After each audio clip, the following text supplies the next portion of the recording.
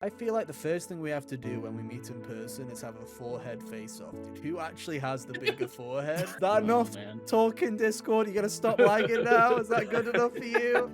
Forehead face off. That's like a goofy web show. It's like Shaolin Showdown, dude. Let's get it Yeah. going.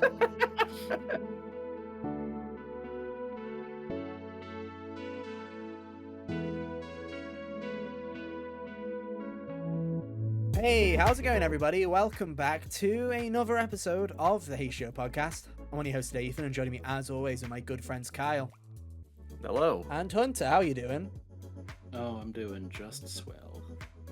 We're here, ladies and gentlemen. It is the final episode of the year. The HGAs, the Hot Game Awards, is here to recap the past 12 months of video games and telling you what is hot and what is not. Am I right, ladies and gentlemen? Yes, we did it. We did it. Hey, it's only taken 5 seasons, but we're finally on it. We've got stiff competition this year because Jeff Keighley actually did a decent job. So, you know, it's not in the bag. But don't you worry, guys, because we've got some Muppets coming up later in the show. We Our show's bought hosted Sesame by a Street Muppet, because, you so- know, HBO's selling. So we're just, Warner Bros. Is selling. We're just going to buy them all. Oh, you got a point. Elmo's mine now. Anyway, oh dear, how are you guys Thank you, feeling? Jim Henson. Thank you. How are you feeling? It doesn't feel like, as I was saying in the little bit we recorded that failed, it doesn't feel like it's like where's this year gone? I feel like it was like for a moment it felt like it was dragging. There was the wilderness era of like the summer of like nothing happening, and then all of a sudden the year's gone again. Like what happened? It just like blinking Dude. you missed it. Maybe it's because I played like 6 games that are very long this year, but like I feel like I've lived like 8 lifetimes in 2024. Yeah, it's crazy. Like there's been like I think what's weird for me is, and we'll get to it when we talk about all of the awards and stuff like that, is my first half of this year was so front loaded that now in the second half it's like I've played little trickles of things, but it's like I'm basically just recounting what I played in February. Basically, I'm like, that was a long time ago. And it's been a long time since I spent over 100 hours in Rebirth, so it's like, oh god, trying to think back to that, crazy. But we're here. Like I say, we're going to recount everything that's happened over the past 12 months, give out some awards, see what were our diamonds in the rough. Well, who knows? Let's see where it takes us. If you're new here, the way that the HGAs work is we have got a bunch of categories. They will be down in the description if you want to jump between them. Some of them are serious, some of them are not so serious, and we don't like to give a award just in general, but what we do like to do is give all of our picks and then give an overall winner is what we tend to do, especially this year, because in years past we've been able to kind of go, oh, 3 of us have put this down, so I guess that would win it. This year we're all over the place. If you've been reading our top 10 lists, top 6 lists on the website that have been going up this month, I think the most we share is 2, me and Hunter, and that's about it. So it's like, and there's only one unanimous pick between the 3 of us. yeah, technically. So if you want to go by the numbers, guys, what technically won Game of the Year? Astrobot, because it's the only one that's on all of our lists. So there you go. Congratulations, Astrobot. Astro Sweep. Astro Sweep once again. Again. But for actual Game of the Year, hey, stick around. We'll talk all about it. But hey, if you're new here, welcome to the HGO podcast. We're here every Monday at 5 p.m. UK time, 12 p.m. Eastern on podcast services everywhere, and just a little bit later on youtube.com/Hot Gamers Only. As always, thank you so much for the support that we've been having over the recent month. We really appreciate it. If you are unaware, we do have a website, hotgamersonly.com. You can go and read all of our reviews. You can go and read all of our articles too. Like we said, that's where all the top 6 lists are if you want to go into the details and all the minutiae of all of that. So you can go check that out. And obviously, new stuff coming in the new year. As always, more reviews, more podcasts, more little things in between. It feels weird. We've been doing this for so long now. Looking back at it, I'm like, we're really going to be going into our 6th season. This is episode 250, ladies and gentlemen. Actually, the HGAs are on our 250th episode. I've never done 250 of anything in my life. Sit-ups? No, dude, like what? Like, look, this is it. Like, this is... How have we got this far? How's no one stopped us? That's crazy. But yeah, thank you for the support. 250 episodes, that's mental. Hunter, be real. When you forced me into recording episode 1, do you think we get this far? I'm not really sure if I had like an estimate of how long we'd be doing this when we did the first one. I was like, we need to at least get to a year. Like, we need to at least do a year. We can't do 9 of something and then leave it again, like, and projects pass. Like like every everything like else. Yeah, everything else. but Yeah. we've overcome it, and Anyone got those videos for March? Yeah. we've been doing this for so long, and who knows? Have we improved over those 5 years, over those 250 episodes? Maybe. I'd hope so. I'd like to think I so, at like to least a think little bit. so. But it's fun, and I always like doing this. This is just an excuse for us to hang out. Really, that's what I like about this show. Is it's just Mm. become a contractual obligation to hang out with friends every week, and I'm perfectly fine with that. Because as someone who's really terrible at keeping up with people, it's nice to know, hey, I've got a routine appointment with my friends every week. That kind of works out. I guess you guys can hang out too if you want. But thanks for supporting us. We appreciate it as we go At the into the end new of the year. day, the show is for us. Basically, you guys are just tag-alongs. You could. Basically, yeah, that's what every one of my own creative projects has been for me. That's But what it's every nice to have creative people. It's project not. should be. It's nice Do to it have for people you. come along with us though along the journey, and Yeah. whether you've been here for all 5 seasons or you are just recently tuning in, we appreciate you. Thank you. Come hang out with us. It's Or going to you're be a from the crazy year. swarm of people that joined with Anton Hell Blast. yeah, Anton Sweet baby. All Um, 100 of you. yeah, come on in. The water's fine, and next year, huge year. We've got some really big games coming out, and not just ones that are already announced, like Death Stranding 2, Ghost of Yotei, just a load of stuff. Nintendo Switch 2 is likely to come out next year as well. So, we've got so much stuff on the horizon. Uh, and I don't know. I'm really excited for next year because it almost feels like coming back to basics because, we started this podcast with, Animal Crossing and Doom, and with Nintendo having its new console starting and Doom coming back and all that jazz. It feels like I feel like we're going back full circle in a way, and it's kind of fun, and I'm excited to see what the future holds. But enough about that. It's time to dwell on the past, ladies and gentlemen. We're not here future. No. Time to talk about what happened this year, dude. Kyle, what category are we doing Sup? first? Where are we going? All right. So, I think before we dive into the good of the year, let's take a look back at I don't want to say the bad, but more like the forgettable, you know? Oh hell yeah, it's my favorite So I category. think I love this category. I'm gonna go ahead and start us off with the This Came Out This Year award. Uh-huh. That's crazy. I wish One of our goofy picks. yeah, dude. I feel like I wish I had a button right now, which was like a sound effect that we had. Like this came out this year. We need I feel like never gonna happen. Just get some goofy gaffs, press the button. There we go. What did come out this year? I don't remember. So A lot of stuff. the way this works is the way that we did this, I think, last year was we all reveal what our 5 picks were, and then we all come to a consensus based on how, if we forgot other picks, what was the most forgettable. So let's talk about it. Who wants to go first? Who wants to reveal their picks the first this time? I don't mind going. I can go first. Oh, God, no one's wanting to volunteer. Okay, fine. I'll do mine. My picks for the This Came Out This Year award are Foam Stars, The Last of Us Part 2 Remastered. That came out this year. And not only that, when you Oh, go to the jeez. list of game releases for 2024, it says at the top, these are the games that have over a 90 on Metacritic. And that fucker is staying up there. And I'm like, oh, come on. Actually go. That shouldn't count. Put Suicide Squad. Yeah. I was kind of proud of that one. Rise of the Ronin and Star Wars Outlaws. Yeah, I stand by all of these. I Yeah. really do stand by all of these. Rise of the Ronin was gonna be a hard one for me to forget, just simply because I played it. Otherwise, yeah, I can see how you would have. I Yeah, played forgotten. Suicide Squad, dude, and I still put it down. Yeah. You know, I think it's all Foam Stars. Yeah, that did happen this year. Outlived Concord. it also ended this Yeah. year. Last of Us Part 2 Remastered. Again, did happen this year. I thought that was remastered ages ago. Yeah, me too. Suicide Squad, obvious. Rise of the Ronin, yeah. Not that I have anything against Rise of the Ronin. It was a pretty decent enough game, but like It I was say, alright. it was a drop in the bucket, It just kind of came out and Yeah. didn't make any ripples. It just kind of existed. And then Star Wars Outlaws. for how much like Jedi Survivor and Jedi Fallen Order just kept on cropping up in conversation, this one really did Did just kind of die on did anyone arrival. even notice this one? It came, went, and seemingly was pretty unremarkable. Yeah, it Hmm. was kind of crazy. But hey, those are my five.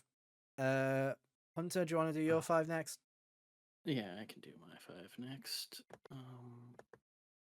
What we've got here: Skull and Bones, Foam Stars, Skull and Bones came Power. out this year. No, it didn't. No, Yeah, it No, it didn't. didn't. Oh, yeah, that's already a front runner. That's a front runner. I didn't even yeah. fucking realize that out this year. I thought that was like 2 years ago, dude. No. And that's how you win this contest, folks. Pal World, Concord, and then the Brothers Tales of Two Sons remake. No, that's yeah, I mean, if your Last of Us one qualifies, so does that. true, true. But And you could um, pick brothers for the fantasy draft, so I think it counts more. yeah, Well, no, yeah, I but yeah, guess, but I don't know. most of these are self-explanatory. I forgot all about Pal World until it got advertised to me I've with not forgotten Keely's about thing Power World. again. It's way too. Yeah, that's that one. You're just lucky to be out of that fucking ecosystem. Like wherever, like there's always a Power World little cretin wandering around somewhere, dude. Like I've not been able to escape him. Yeah. Uh, but yeah. I will never forget Concord coming out this year. That's the thing, though. It's like it was I'm that being kind of infamous. cheeky with this one Yeah, because yeah, that came out this year. This is the only year it can exist. So, yeah. Technically, you know, yeah, it was the And only it's the it 2 weeks. most died this 2 year. weeks later. Technically, me and Kyle were some of the highest playing people of That's Concord true. because we played the We got to play the beta. demo. Yeah, no, By Yeah. default. me and Kyle are probably one of the only 3,000 people that actually ever played that game. It was mid. Uh, We have impressions on it on this channel. we definitely do. Uh, yeah, Skull and Bones. What a fucking pick, dude. What an absolute, Yeah, I what think a that's the fucking absolute winner. pick, dude. Kyle, what are your five? Because here's the I remember picking Skull and Bones in the fantasy draft in like 23. Dude, It was I 22. always It was think 22? Dude, I Yeah. always Oh my think god. of the Easy Allies fantasy draft where I can't remember, was it Dom? One of them was literally picked Skull and Bones every year as a joke for like 6 years straight.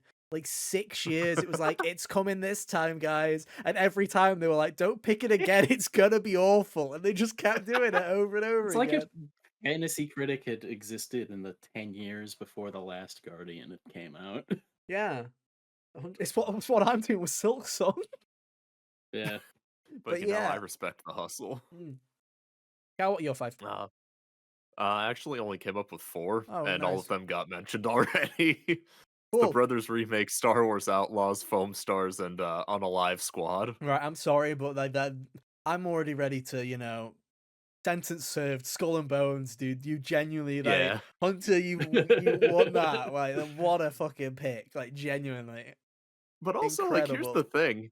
In my mind, Suicide Squad came out 2 years ago, but realized when I was doing research, I was confusing it with Gotham Knights. Yeah, Oh, another that makes mid game. sense. That one was The other one that was generic and stupid. that was 2022, I think. Yeah, yeah. Yeah, it was. That was better than Suicide Squad, to be honest. It killed my PS5, yet I still rate it higher than Suicide Squad.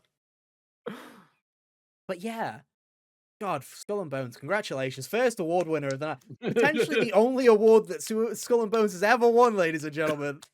Here at the HGA is that came out this year. I can't wait for them to use all of that tech for the Assassin's Creed 4 remake when it will actually be If they make it appreciated. that far. If they get it that far, yeah. If they Ubisoft, good luck. Please do. Please make it that far.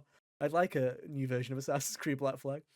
God, what a way to start. Congratulations, Skull and Bones. Where are we going, Carl? Next up?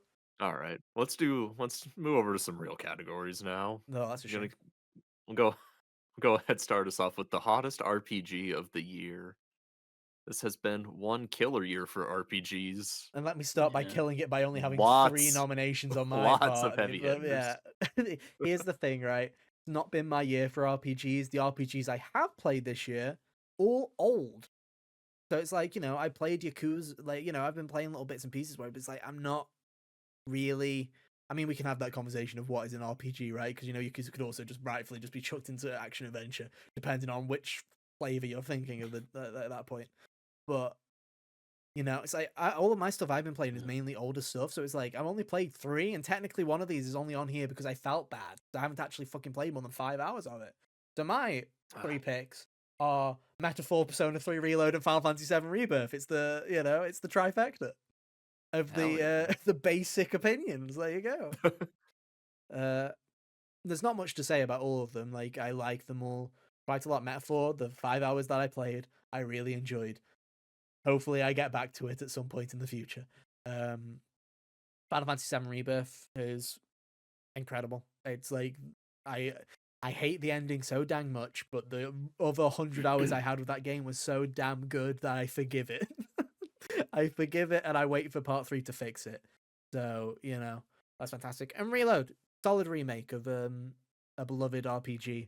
Do I look back at it now and go, man, I wish a tiny bit more was done? Yes, but it compared to where Persona 3 was a year ago in terms of which one should you play, we're in a much better state with Oh Reload. yeah. Yeah. Um, Reload is definitely like a much more definitive play this version. 100%. And I think that it's like that's just me being greedy, It's me being greedy where I'm Yeah. like, oh, but couldn't it also have been really expensive and really cool instead of just being, uh kind of on the lower side of the budget in terms of like lighting and stuff like that? Yeah. But But I mean, what we got was still really still good. Like fully fantastic. voice acted social links. That So was many hell of improvements. hell of a hell of an idea. Mhm. Yeah, for sure. So many I feel improvements, like but they've I also hope that when we inevitably get Persona 4 rerun or whatever it's called, I hope that they also take some lessons on, okay, what didn't work with Reload. Okay, the Mhm. lighting was a bit shitty. We did, maybe it was too easy. Just take little bits and pieces like that and go, how can we balance it a little bit better? Maybe let's not do a $40 expansion pass with content that isn't worth $40. Like let's mix it up a little bit. But it's still a fantastic game. Mm. Yeah, if they try to charge you $40 for Golden's content and Keep it. You can this, keep it. I'll give you yeah, that, $40 to keep it. Like genuinely. yeah. Uh Hunter, Alrighty, I managed to fill mine out all the congratu- way. Oh hell congratulations. yeah. Yeah, mine were Final Fantasy VII Rebirth, Dragon Age: The Veilguard, Metaphor ReFantazio, Persona 3 Reload, and Paper Mario Thousand Year Door. Yeah. Good choices all around. Yeah, Big yeah. fan. Well, I don't know, Carl. That's a pretty. He said the magic words of Dragon Age, so someone's gonna bitch in the comments. Did he said the magic words Oh now? yeah, Hocus he's Yes, pocus. and he's I he's will called the not. Horde. I will Hocus not pocus dweebs in apologize. focus, dude. They're gonna be in that comment section. They're gonna be screaming. Oh yeah, I You know. said what You about liked a Dragon game Age? that I hated, you dick. I that thing sucks. You horrible, horrible person. Yeah, but yeah, very good year for RPGs in general. Like as far as I didn't finish Paper Mario, but I got about halfway through it and thought it was pretty good. I played The 30 rest of minutes of these, it and didn't feel like putting it on just because I didn't feel like it was a fair enough shot. yeah, the rest of these I played all of, and I liked them all quite a bit. Yeah. How? I'm looking at mine and I think it's funny. Like I'm the Persona 3 shill, and that's not even that didn't even crack my top 5. Wow. So we got Metaphor, Unicorn Overlord, Paper Mario Thousand Year Door, Dragon Quest 3, and Visions of Mana. I mean, yeah, all solid picks, right? I feel like that's the thing for you, where it's like, I think the conversation that we've constantly had this year is Kyle's like, what a year, I've been feasting. I'm like, yeah, because this is like, JRPG land has been like thriving this past 12 months. It's been an absolute It's been a banger, killer year for Gosh, can you absolute RPG. imagine if banger of a Kyle liked year. Yakuza? Yeah, God, could you imagine? like it's an Never absolute, tried it. it's an absolute banger of a year.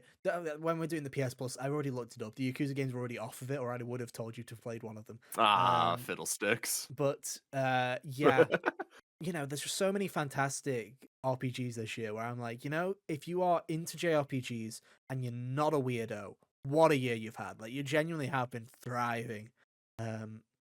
Which is nice, It's like I don't think we've ever had a year where there's been so many nominees from Japan just in general in like the game of the year contention, really. Where it was like almost every game was either from Japan or from the East, you know, a Black Myth Wukong as well, you know, it's just like Mm, so much representation from that side of the industry.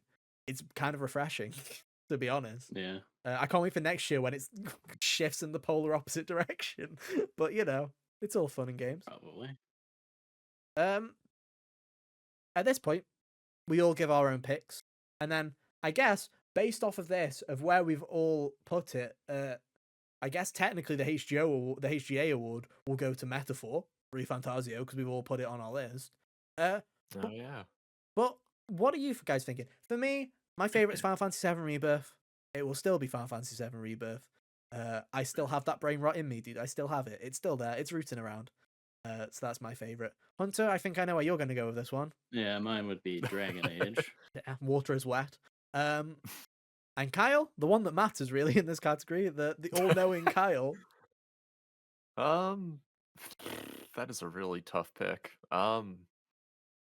I would probably give it to Metaphor just because I feel like it's the most like easily accessible. Hmm, I feel like it's the most like pick up and play.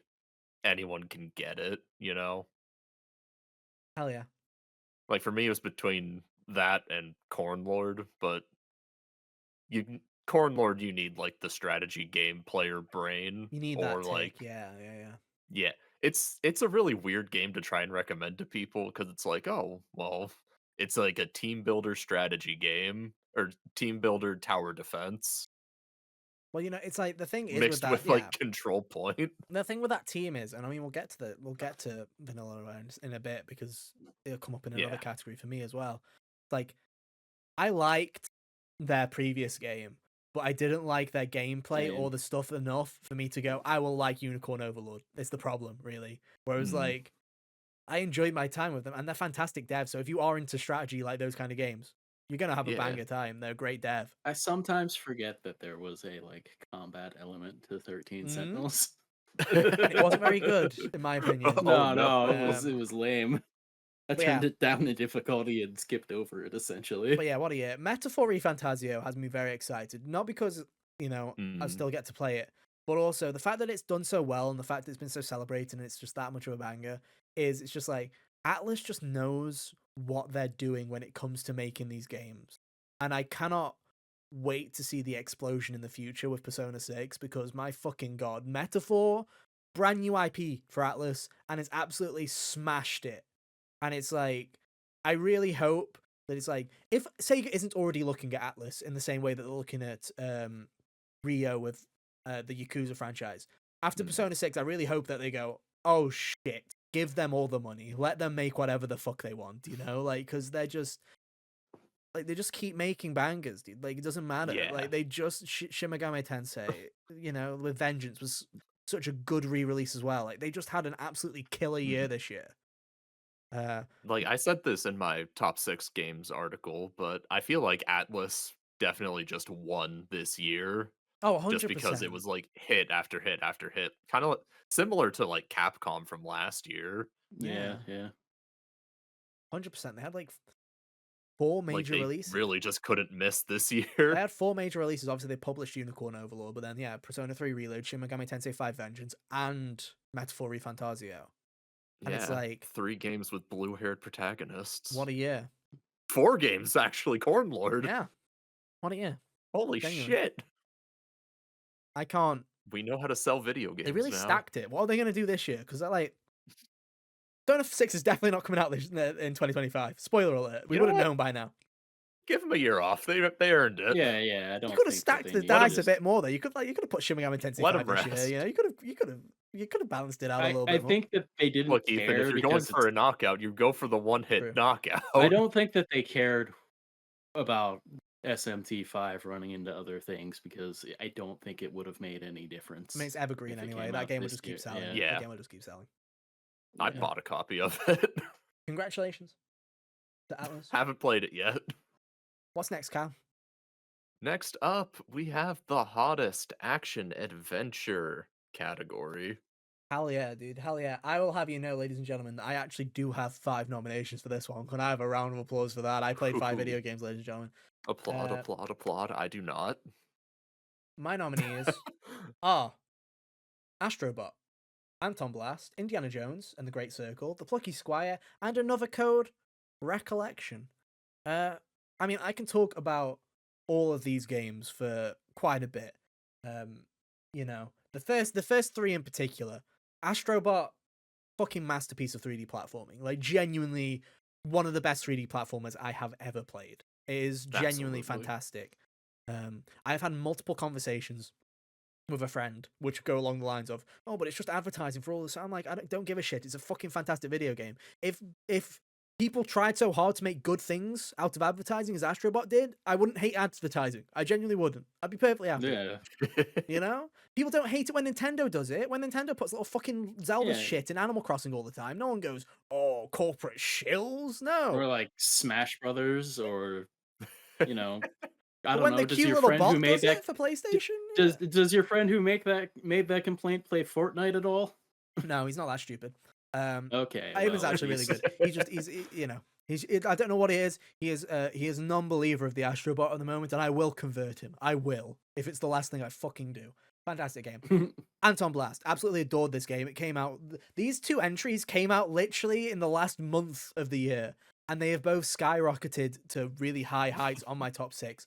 Anton Blast is fantastic. It's fast. It's frenetic. It's really fun. Like, it is just an extremely fun 2D platformer that is an Adult Swim cartoon mixed with 90s kind of aesthetic and just absolutely noisy and chaotic. I absolutely adored Anton Blast. I think it's fantastic. Indiana Jones came out of nowhere. Even I didn't expect it to be as fucking good as it is. It is just Dishonored. It is Dishonored in an Indiana Jones casing, and it manages to do something that nobody has been able to replicate since the fucking 80s, and that's make a good Indiana Jones thing. Like, genuinely, it is actually fantastic. Not just in a, it's good for a video game Indiana Jones adaptation. No, it is just good Indiana Jones. Troy Baker is fantastic in it. The story is fantastic. It feels like they just magically found a actual fourth film in the franchise, and it just feels really good. I'm very surprised at how good this game is. It kind of, and I shouldn't be, because machine games are fantastic, and they have no reason. There's no reason to have, you know, left them any doubt there, because Wolfenstein 1 and 2 are Mm. two of the best first-person shooters ever made for a lot of people, and Indiana Jones is just fantastic. It is so good. They could have very easily have taken the easy route of just making an Uncharted clone, and they didn't. And it shines, and it's fantastic, and it's brilliant, and it's probably the best exclusive that Xbox has released in half a decade, probably. I'm not counting Hi-Fi Rush because they sold it and burnt the studio to the ground. They sold it, and now it's everywhere else. Yeah. And Indiana Jones will Yeah, be on Yeah. PS5 Indiana in a couple of Jones months isn't too, yet, so so but it is. It's absolutely brilliant. The other two I like quite a bit, not as much, but enough for me to give them a nod. Lucky Squire is just a really fun kind of Zelda-like 2D adventure game. Very fun. Love the art style. And Another Code. I feel like Another Code really got slept on this year in the fact that it got like a 74, and I'm like, it does not deserve a 74. I think it is fantastic. It's a remake of two really good fucking video games, and I'm like, why? Like, genuinely. People just don't like quirky adventure game. Like, I don't know. Like, I'm sorry.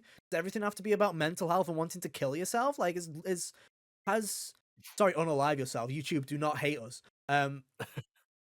Did Life is Strange just brain rot everybody to think that every fucking adventure game just now has to be a moody kind of self-reflective study of the human condition? Like, what is up with people? Why can't we yes. just have a fun mystery game? Like, just let it live. Let it vibe. It's good. I like it quite a lot. Anyway, I've babbled enough. Hunter, your turn. I can see you doing fucking shenanigans with the spreadsheet. Stop pissing about. You gotta move on. Look, I was just Chop chop. Hunter was like, yeah, "Oh, you know what? You sold me on Indiana Jones. I'm gonna put it in my list yeah, later yeah. on." Just off of a I'm gonna blind play it pick. right now. Yeah. Anyway, mine are Plucky Squire, Prince of Persia: The Lost Crown, Another Crab's Treasure, Senua's Saga, and The Legend of Zelda: Echoes of Wisdom. Fair play. You want to talk about them? Yeah, yeah. As far as what you already mentioned, the Plucky Squire, it was a very nice straightforward adventure Pleasant. game. I like Yeah. their idea with the moving from world to world kind of thing going on. Prince of Persia um, was a very excellently made game that I wish more people played. Yeah, Godspeed. yeah, exactly. We will remember that. Yeah, it Will was they nice to make see that it come back. Rayman game, or will Ubisoft crumble beforehand? We shall never know. Yeah, it Salute. was nice to see it come back, albeit briefly. What they did with. I feel like they made a pretty relatively accessible for being a Metroidvania. I don't think, like I said back at the beginning of the year, I think it'd be pretty easy to know where to go while you play this game, Mhm. which is something that Metroidvanias, struggle to do with people sometimes. 100%. Why I hate the genre. Um, yeah. Another Crab's Treasure, another game that I feel like was a little slept on this year. It's just very charming 100%. as far as you know, a shot of life into the genre of pseudo Souls copies, where everyone not only do they chase the gameplay style of the Dark Souls games, but they also chase the exact same mood as well. And Crab Treasure took a different approach with it. It's like, what if this was fun?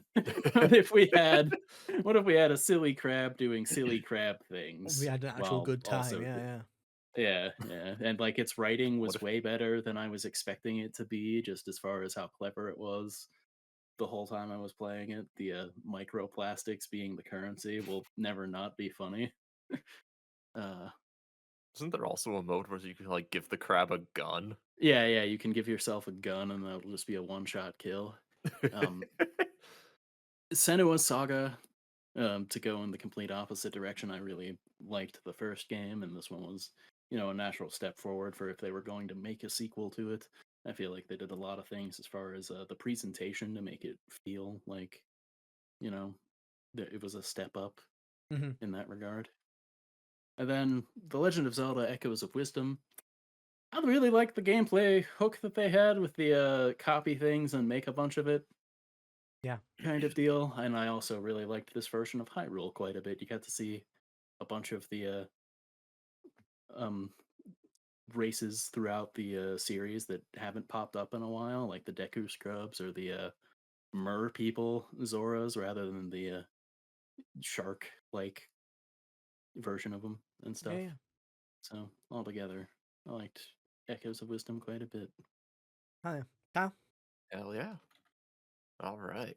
So for my list, we've got Grand Blue Fantasy Relink, Visions of Mana, FF7 Rebirth, Astrobot, and Tales of Kenzera Zao.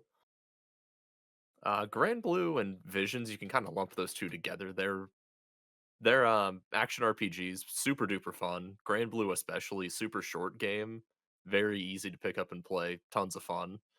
Um, was in dev hell for like 6 years, 6 or 8 years, and it came out very, very nicely. I'm a huge fan. Visions, I think this is one of the most slept on games of the year. Um, yeah, it's just a game that deserved to get a lot more love. Again, very easy pick up and play action game. Done with, I believe it was that one of the people who worked on Devil May Cry's combat system worked on this game. So it's not as like extreme, but it's cool to see them working in that. I'm kind of just out there putting fingers in every pie now. Every pie. Exactly. And and you can definitely see his influence on a lot of the characters' move sets. FF7 Rebirth, this is here just as a space filler. Yeah, Kyle Out of ran out of obligation. Kyle ran out of games he liked. Yeah. Me and Kyle, I really we're did. also still fighting that judgment of what does Final Fantasy still class as? What is it, an RPG or an action game? What are we classing it I as? think 16 is an action game. It is not an Um, RPG, but that's a that's an argument for last year. Astrobot, Ethan said everything. This game's just fantastic. It deserves all the flowers it got this I'm year. so looking forward to the next 3D Mario because there's actual It'll competition be now. interesting. There's actual competition It'll for me to go, oh, there is a recent platformer that I think is almost perfect. I can't wait to actually have those conversations of, oh yeah. god, imagine getting a perfect Mario game as well after that, and then you're just like, oh, what a revival for 3D platformers. We're in another And renaissance again. And especially like the last Mario platform 3D platformer we got, Odyssey. if you discount 3D World, Yeah. was Odyssey in 2017. Yeah. It'd be 8 years. It'll be really Crazy. interesting to see what it does, what Astrobot's existence does to the landscape. And then Tales of Kenzera, I didn't play Prince of Persia, but pretty much take everything Hunter said about that and apply it to this game. Hell yeah. Is good. I had a lot of fun. And I like the little switching between like the sun and the moon masks that you get. That was a cool mechanic. Cool. Uh, as for Oh. favorites of the year, for me, out of this list, as an action and adventure game, I'm going for Astrobot for mine. I think Astrobot is fantastic. Hunter, out of your list, what would you go for? Um, I'd give this one to Senua's Saga, probably. And Kyle? I'd give my vote to Grand Blue. I think it's one that's really worth your time. And again, super short game. It's like 15 hours. Well, there you go. 3 winners, ladies So and gentlemen. Congratulations. All 3 winners. Where are we going now? Please let's wrap it up. get let's get silly again, folks. Oh, good. It's time. Everyone's favorite category. You know it. You love it. It's the best hair category. Oh, my favorite. I really struggled this year. I'm not gonna lie. Uh, I'm always excited for this category just to see what left field picks Hunter made hey, I'll because have you know, I made he's some left field he picks goes this crazy year. in this year, I've made I some left field only I picks this only year. make one left field pick each year. I and made it amuses 3. me every I time. made Oh, 3. I'll nice. happily go first on this one. First, to Barrett. Barrett's hair in fucking Final. There's so many hairstyles in Final Fantasy VII Rebirth, but Barrett's fucking hair is so detailed in that video game where you fucking stare at it, and I'm like, my god, what a fucking haircut! Like they just nailed it. Like what an actual trim. None of this anime ass garbage, dude. Like I'm just like, what a fucking haircut. What a lad. Barrett for life. Fucking slept. Most slept on character of the year. Barrett. Love him. Fucking homie. My boy. Fucking phenomenal. Next up, this is the most basic ass pick that I picked, but I've been so obsessed about her fucking new character model this whole time. I had to put Max in there because I've just brain rot. What the fuck has happened to me? I just keep bringing her up. Like, there's just something about her hair that I really like. So there you go. That's the normie pick of just nice the hair that I liked. Now here's the 3 fucking right. Next up, hear me out. Hearing. Satan from Anton Blast. He's bald. Okay, what a hairstyle. You know, he lives in hell. Hair singed. That's Hair singes. that's so true, dude. He's Bald is bald. beautiful. Bald is beautiful. Thank you, Kyle. Bald is beautiful. And I think Satan's beautiful too. He also has a massive dump truck, but that's not about this category, okay? So just go back to the hair. Eyes up there. Eyes But up here, please. Eyes he's up here. not as red as Anton. He isn't, but he makes up for it with his beautiful bald headhunter, and that's what matters. My second to last pick. My penultimate pick. The Helldivers. Helmet hair. Who Yeah. can beat helmet hair? Am I right, gamers? Like, who can beat that? Like, I mean, don't even need to see their hair. Because look at those helmets, dude. Fantastic. Don't need hair when you've got such a sick helmet. That's what I'm saying. Bit of helmet hair doesn't hurt anybody. You know, fantastic. For diplomacy. For diplomacy. Who cares about your haircut when you are doing your part for Super Earth in defending our natural Exactly. democracy from these fucking fascist bugs, dude? Who cares? That's what I'm talking about. My final pick. Some might say the most important pick here. This is my case to rest with you. Kratos bot from Astrobot, dude. That fucking beard, dude. That fucking beard. Hear me out. Look at him, my majestic man. Look at he's a robot, but he grew facial hair. If that's not an achievement, I don't know what is, dude. What is that? Is it canonically grown on the bot, or is It it is like the rest canonically of grown them on the where bot. they're Don't like worry, Hunter. I've done my research, and I'm where telling you, they are it just is. wearing it? No, he grew it. He grew that beard, and it's magnificent, and it is beautiful, and he's also bald as well, and bald is beautiful too. Your Honor, I rest my case.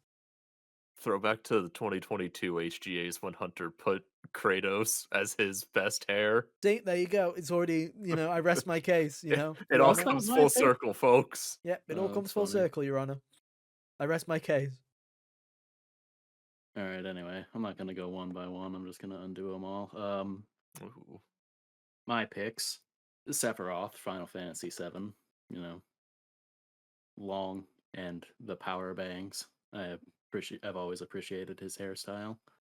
Hulkenberg from Metaphor, Refantasio. Basic.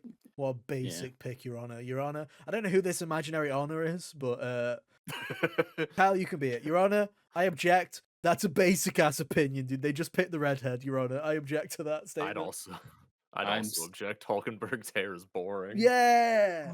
Overruled. Fuck you, Hunter. You only get 4 picks now.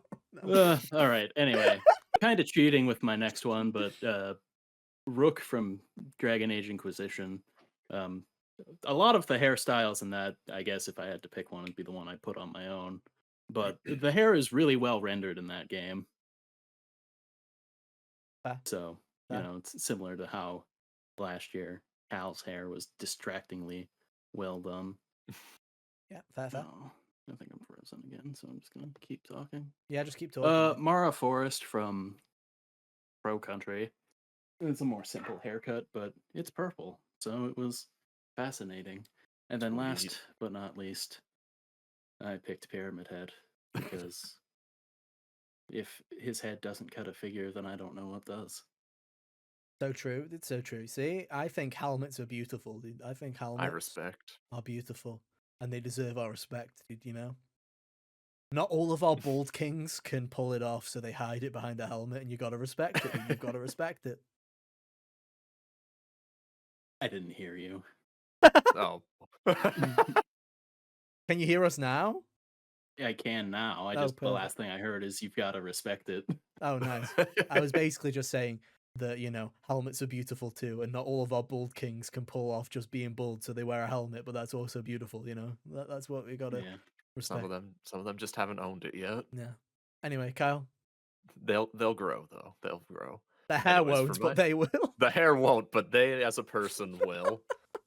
So, Yeah. anyways, over in my land, we've got Waldstein from Under Night 2, Yufa from Metaphor, Vincent Valentine from FF7, Berengaria from Cornlord, and Sun Wukong from the Monkey Game. Objection, Yufa's hairstyle is boring, you goof. Yeah, I had a feel. I was expecting that. Yeah, one. yeah. Kyle Hunter? likes the magic blonde girl. Go figure. Hunter? Nah, I just like the braids. Hunter, I just did a Google search because I don't know who this character is because I only played 5 hours of this video game. And you know what, Hunter? I also agree with you. Overruled. Kyle also only gets 4 picks. All right, Ethan, who's your pick? What? Who from Metaphor do you think has the best hair? None. They all look generic as fuck. Maximilian. The rat, whoever the mouse is, The he's rat. got the best fucking hair. Dude. Oh no. They all yeah. I guess we all get to pick our favorite hair of the year. Then mine is obviously the one true king, dude. Kratos bot from Astrobot. None of the rest matter. Yeah. True. Hunter, who's your favorite hair of the year? I'll go with Mara from Pro Country. Shambles, pyramid head, crying in the corner. Kyle. And I'm gonna go with Waldstein from Under Night 2. Dude's got like Sephiroth hair, but also exposed chest with like Sephiroth chest hair. I think Sephiroth's just a coward. He is. He waxes, and that's a fucking pathetic behavior. Did you know what I mean? Like, that's pathetic. Weak mindset. Weak mindset. Yeah, dude. Think Cloud's Come got a on. weak mindset, dude. He shaves his chest, dude. Fuck you, Sephiroth. Dude, we aren't the same. Cool. Another classic in the books. What's next, Kyle? Another fun goofball pick. Let's move over into audio land as we talk about best score and music. Hunter, do you want to go first? I'm sick of going first. Yeah, I can do that. Change it up a little bit. All right, my picks are Silent Hill 2 Remake, Final Fantasy VII Rebirth, Persona 3 Reload, Pro Country, and Astrobot. a lot of these relatively what you would expect. Silent Hill 2 is one of the best soundtracks in a game anyway, and then the guy went the extra mile and rearranged all of the music to make them equally as good and in different flavors. So Oh yeah.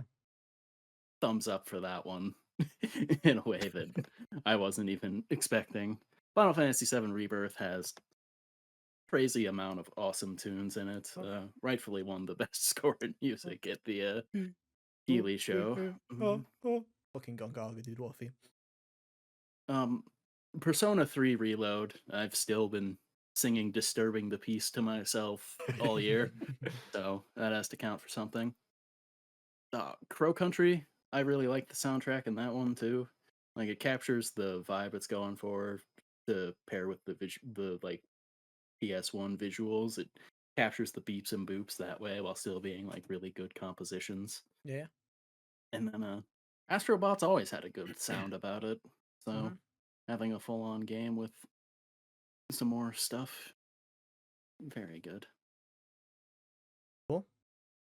Al? All right. For me, I've got Metaphor, Refantasio, Astrobot, Under Night 2, Tekken 8, and Persona 3 Reload.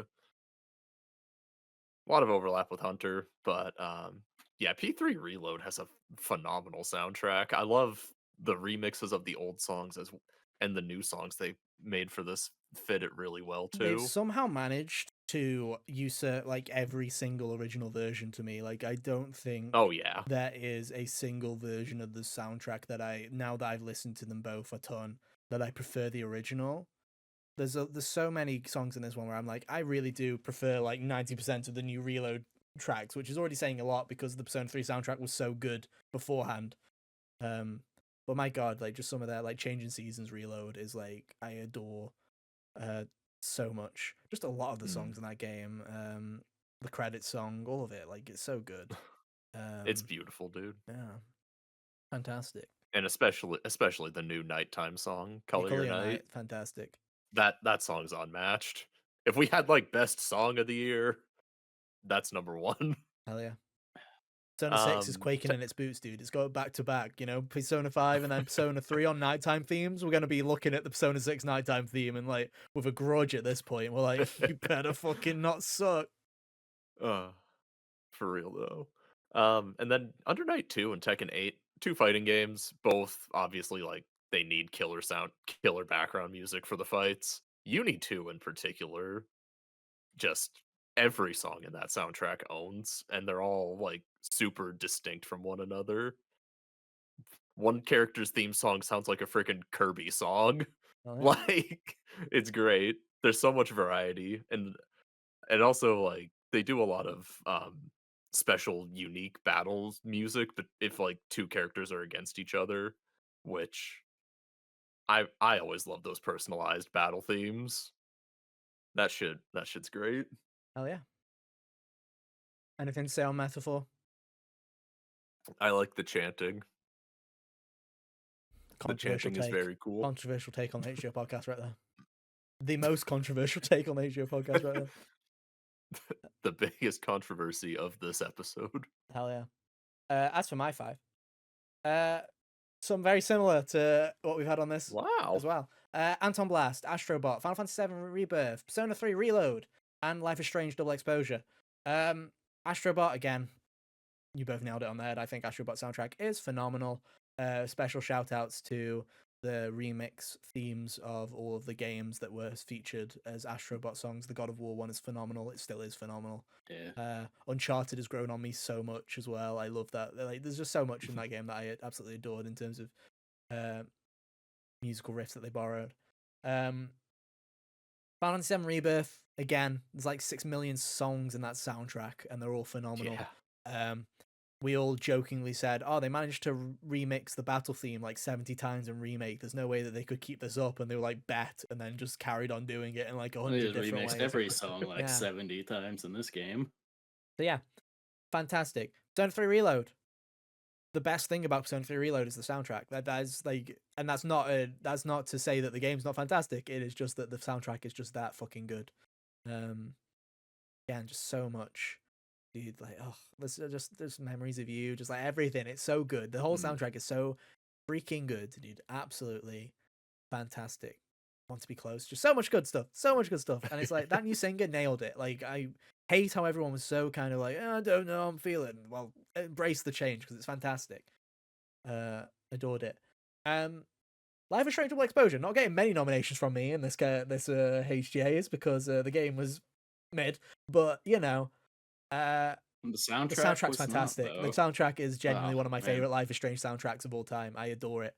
Um, Oh, that main menu theme. yeah, oh, Good I love stuff. it. Just the way that I love the tone. Like I say, the best thing about Life is Strange Double Exposure is it nailed its tone, and the music is part of that. And it's honestly it's one of my favorite Life is Strange soundtracks. It is up there with the original in terms of how good that soundtrack is.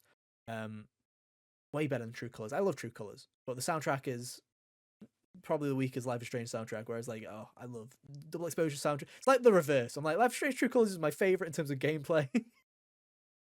And the soundtrack's kind of mid. And Life is Strange Double Exposure is my least favorite from the gameplay, and the story. But my god, is the soundtrack a killer? I adore the soundtrack to Double Exposure. And Anton Blast is like, oh, it's such a good soundtrack. It genuinely is. It's just earworm after earworm. It's so damn good. Um, the game's the lead of Sonic Sphere, Tony Grayson, did the soundtrack himself, and it's so damn good, and it's so reminiscent of Crash Bandicoot in the way that it is just Yeah, in a clanging lot of ways. together, so much noise, and it just works. It just works. It's all chaotic and fantastic. Um, where you can go from just absolute jams to some funky beats in the casino to them remixing fucking persona random persona bits into what's that god awful persona game called? I can't remember what it's called. The anime. I can't remember what it's called. The god awful persona anime where it's like the awful rap. I don't remember what it is. But that's remixed in the game into a song where it's like, oh my god, it's fucking incredible. Um it's a fantastic soundtrack. I love Anton Blast soundtrack, it's very good. I just keep having it in my head, looping over and over and over again. It's proper earworm. I love it. Fantastic. Hunter, what's your favorite soundtrack of the year? Silent Hill 2. Kyle, what's your favorite soundtrack of the year? Persona 3 Reload. And my favorite soundtrack of the year is Zone 3 Reload. It's Hell too yeah. good, dude. It's too good. Kalia Night is it's going down. It's all far too good. Congratulations, Zone 3 Reload, for getting the HGA. But also, Silent Hill 2, you also don't walk away empty-handed. Congratulations. Your metaphorical trophy is already in the mail. It's on your door. Go check. Crazy. Uh, Next category. All right. Well, continuing on from there, we'll take on the hottest performance category. Kyle, do you want to go first on this one? Yeah, I can take this. Okay. So for me, I've got Elizabeth Maxwell as Virginia from Unicorn Overlord, Stuart Clark as Stroll from Metaphor ReFantasio. I put from Unicorn Overlord in my notes. Oops. This fucker wrote notes, dude. I wouldn't remember what these people were from otherwise. I need these, dude. I do this every year. There, Um, just vibe with it. I've got Alejandro Sab as Akihiko from Persona 3 Reload, Mm-hmm. JB Blanc as Slayer from Guilty Gear Strive, and John Eric Bentley as Barrett from FF7 Rebirth. Oh yeah, great picks. Great picks. Thank you. I guess Thank you. I'll go next. My picks are in no particular order. Hannah Tell for Life Strange Double Exposure. The only other good part of that video game is Hannah Tell. I think she's fantastic. Again, that script is dog shit, but she is so fucking good, and it's like what I love about Hannah's performance is in the first one, it's like I love Max in the first one, but the writing and the performances, it's got a bit of that kind of indie sensibility to it where it's not always perfect, and it's the errors and the mistakes are almost what gives it its charm in a lot of ways. Whereas in this game, I'm just like, no, there's some really good writing here at times, and she's actually doing a really good job of being Max. She's really grown into the role. I really like it. I think she's fantastic. Again, shame the second half of that video game is dog shit, but my god, great performance in the first half. She's great in and throughout it, really. Troy Baker as Indy. Like I wasn't going to give him one, but it's just so damn good. He's just fucking killed Harrison Ford and taken his soul, and then that's him. He's just embraced it. Like genuinely, I think the best compliment I can give him is what Harrison Ford said, where it's like, if I knew you were going to do that good of a job, I would have done it myself. He's really that good. He genuinely is that good. Fair play, absolutely fantastic. Gianni Matrigano as Satan and Anton Black, it's so fucking funny. Like genuinely, it's such a funny performance where I'm just like, again, it's such a little one. I was trying to think, what's an indie game that I really like this year? And it's like, I was sitting through stuff, and I'm like, this is a narrator from the Plucky Square. I really like the way he does. There's a lot of voices I really like, but I was like, Satan and Anton Blast. He is so cow and chicken coded. He is literally the devil from Cow and Chicken, but it's done so well, and the lines are so clever, and just the way that the cutscenes change when you're playing as Annie instead of Anton, and this whole plan is just like, what the fuck are you? Like Oh yeah, they just did little the first changes. boss I got to last night, I Yeah. went in as Annie, and she was completely disinterested in everything. Yeah, yeah. It was very funny. Just yeah, it's Uh, such a great performance, and it's just like all the performances in that game are just, again, they're to a T. They are just a 90s cartoon in an essence, and they're all fantastic. But the devil in that game, just the lines that he says, all the little one-liners and stuff like that, I'm just like, they're so well done. He's so incredibly camp, it's unreal. And I love a good camp performance, dude, and that's just perfect. Again, John Bentley from Final Fantasy VII Rebirth, in my opinion, the best performance in Final Fantasy VII Rebirth. Slept on completely. Don't get me wrong, I love Brianna White, but I feel like a lot of the Brianna White nominations are just because it's the Aerith part of Final Fantasy VII. I feel like yeah, because she's equally as good in the first game, whereas John Bentley was good in the original Final Fantasy VII remake. He is phenomenal in Rebirth. That fucking chapter focused on him is my favorite part of the video game, story-wise. I adore it. He is fantastic in it. He deserves all the awards for that performance. It's so good, genuinely. The fact that they've managed to pull a complete 180 on Barrett from the original Final Fantasy VII to what is now, in terms of from caricature to actual, like the most soul-filled character in the entire fucking video game. It's just masterful work. Genuinely deserves all the praise. I loved his performance. Hunter, over to you. Wait, hold on. alrighty. Yeah. Whoever voices Astrobot? Oh shit, yeah, whoever voices Astrobot. Just a funny meme gag, wasn't it? I couldn't think of a Yeah. fifth one. I'm like, whoever does the beeps and poops for Astro, whoever goes woohoo, and then does the floss, he gets a nom in my opinion. All right, so I've got Luke Roberts as James Sunderland in Silent Hill 2. Melina Jurgens as Senua in Senua Saga. Alex Jordan is one of the voices of Rook in Dragon Age: The Veilguard. And then Alejandro Sab as Akihiko in Persona 3 Reload. And lastly, Eddie Young as Freya Dubia from Another Crab's Treasure. It was the villainous entity. And he did a really good job. It was in like the last third of the game, and it was one of the most memorable characters. Oh yeah. Hmm. Pal, what's your favorite performance of the year? I'd probably give it to Alejandro for Akihiko, just because of all the new voices that we heard in like the trailer for these characters, this was the one I was like the most apprehensive on. And then I got to that moment in October, November, and I'm like, okay, yeah, I'm sold. You're peak. I This don't. is the Yeah, best. I don't want Yeah, one of the to. best I don't things in want the to. I game. don't want to. You know, blaspheme or try and put down what Liam did in the original, but Mm, there's something about that performance where it's like, a lot of the performances in Persona 3 Reload, are very similar to base Persona 3. There are a lot of characters in yeah. that game, like Mitsuru, for example, Igas as well, where they're very similar performances, and they're great and they're fantastic, and I love them. But it's kind of, almost reading from the hymn sheet. Whereas Alejandro does not sound anything really like Akihiko from Persona 3. It is the biggest change of the cast for sure. Mm, And I think it's the best change almost. I really like his interpretation. I like his interpretation of the character more. I think yeah. it's so well defined. I think it's fantastic. And not to short sell what the rest of the cast did, Zeno Robinson as Junpei is a very, very close Oh second, no, they're all but fantastic. They're all I I fantastic. just think I just think Alejandra was the most standout for I me. forget I forget the actress's name at the moment, but Yoko in the extended cast Mm. Yeah, was Yeah, Shelby Young. Shelby Young. They're all Just as a fantastic. side character, she fucking ate that role up, Yeah, dude. 100%. yeah. Holy shit.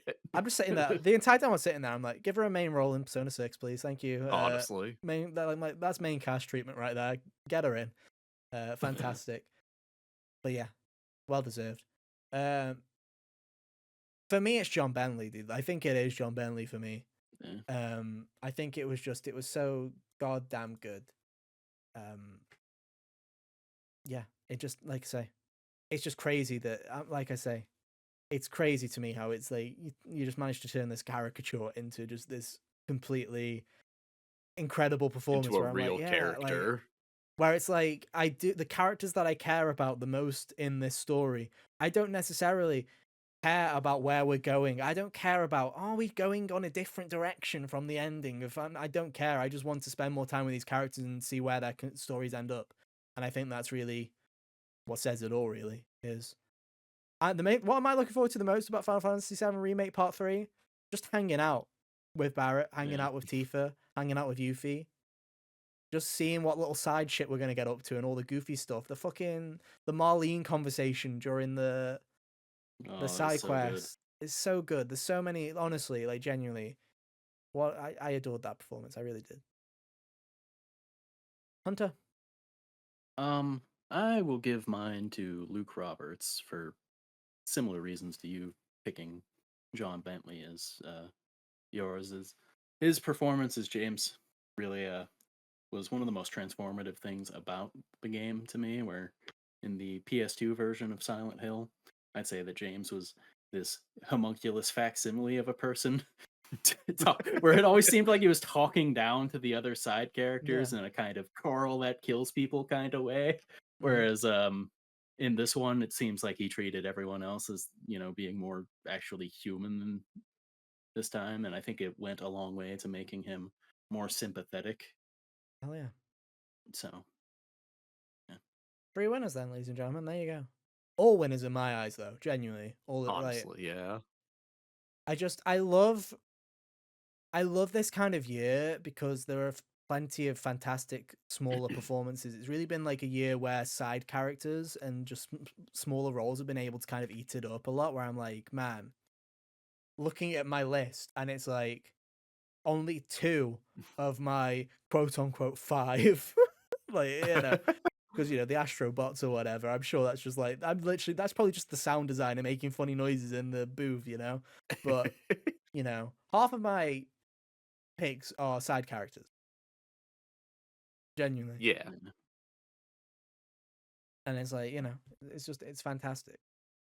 Good stuff. Unlucky Troy Baker, maybe one year day you'll win an award. Not Not today. from us, not Not from the Game Awards. better luck in Intergalactic. Yeah. You What's think he's next? gonna be in that? Yeah, he's already confirmed to be in it. Oh shit. Damn, I don't I Maybe he'll get one for Death Stranding too. I'm hoping he's going to play the robot, the big robot that you stab. I hope the Nier Automata robot. I hope he plays the Nier Automata robot. That's my hope. Oh yeah. What's next, Kyle? Now, next up, we'll wrap off this little section with the hottest art styles of the year. Oh, damn. I'll go with mine. I feel like a lot of these I'll be singing from the fucking same hymn sheet that I've been singing for quite a bit now. But we'll go for it. You and me Metaphori both. Fantasio, Yeah. Anton Blast, Astrobot, Final Fantasy VII Rebirth, and the Plucky Squire. Metaphor, really cool art style. Like it quite a bit. The way that they managed to make the blotted ink kind of painterly style of the characters, the way that the kind of just the outlines of characters kind of just like blot and stuff like that. I really just like the way that game looks. It's very pretty. Anton Blast is chaotic noise, and it's so messy and it's so chaotic, and I love the way it looks. It is genuinely like it feels like a Genesis game in that it has that kind of crazy 90s kind of aggression that you'd expect from like just a Sega game. It's really I like If the way it Anton looks was a lot. Sega's mascot instead of Sonic, Sega would have won. Yeah, I agree. Uh, Astrobot is just an extremely pretty video game. Final Fantasy VII Rebirth. I just feel like every time I look at this, like every time they go and do something, they nail the art style of everything that's in that game. Where I'm sitting there and I'm like, I may not like Hojo's lab, but it's fucking looks beautiful. As much as I hate that piece of shit area, you know, thinking about like the mansion and stuff like that, hated it. But from a design perspective, I'm like, damn beautiful, dude. Like, I hate this piece of shit Yeah. area, but it's very fucking pretty. And Plucky Squire, just the way that they managed to blend the 2D and 3D art styles together, fantastic. Really good stuff. Over to you, Hunter. Hell yeah. Alrighty. I had Crow Country, Metaphor ReFantasio, Silent Hill 2 Remake, Plucky Squire, and Anton Blast. Um, Ethan touched on most of these already, so Silent Hill 2 mostly carried on the back of the incredible creature design and all of that. They managed to, take Pyramid Head looks as gross and disgusting as you would expect them to. Um, the mannequins and sorry, I'm losing myself here. Uh, You're losing yourself to the Silent Hills, dude. That's what it. yeah, Your basically, madness is but Oh no. I think they did a really good job at capturing the atmosphere that they needed to, because that was one of the kind of intangible things that would have been really easy to lose in this game was, when things get too detailed, they start not having the same kind of oomph as when they were back in the day. And the first introduction to Pyramid Head in this game is arguably better, because in the first version, you're just kind of like meeting him from across these bars that are separating you, and you just kind of walk up to the visible boundary of the screen, and your little thing goes crazy.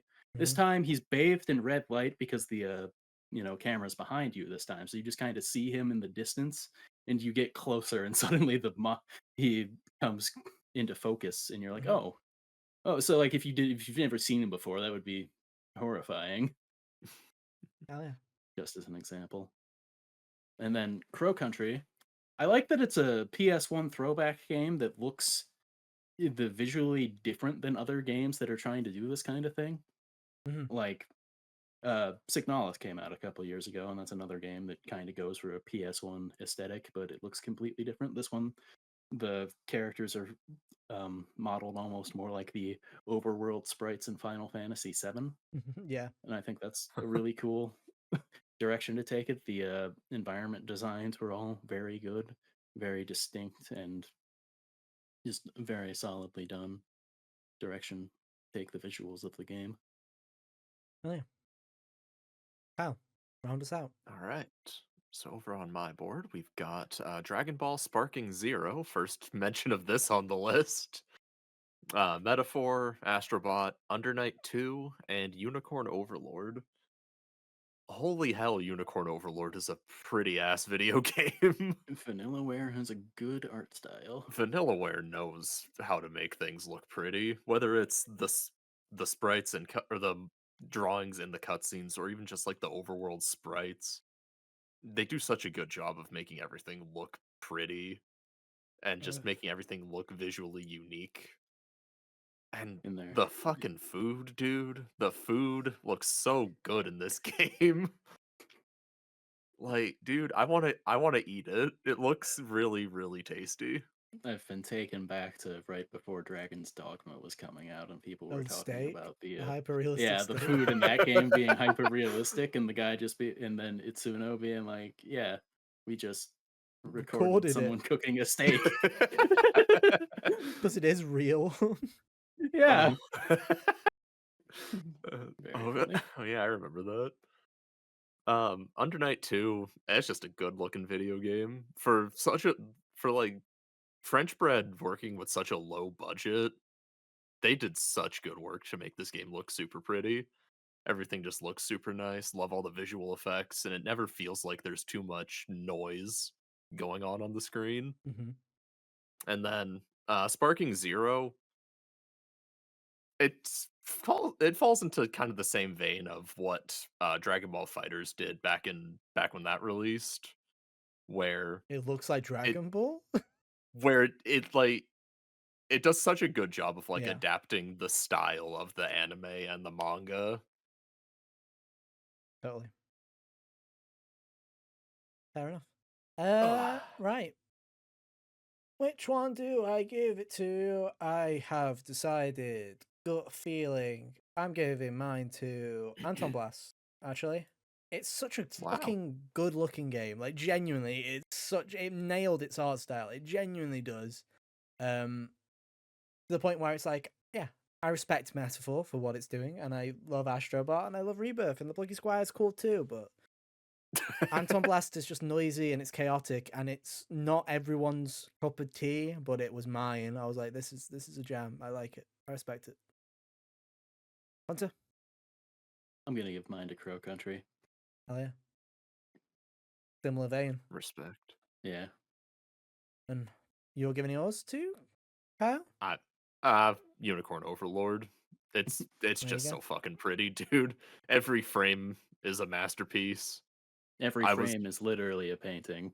literally I was on no shortage Every of frame a potential painting. thumbnails for my I'm pretty article sure they hand picture. paint the backgrounds. It's Yeah, very they do. literal this They time. do. Yeah.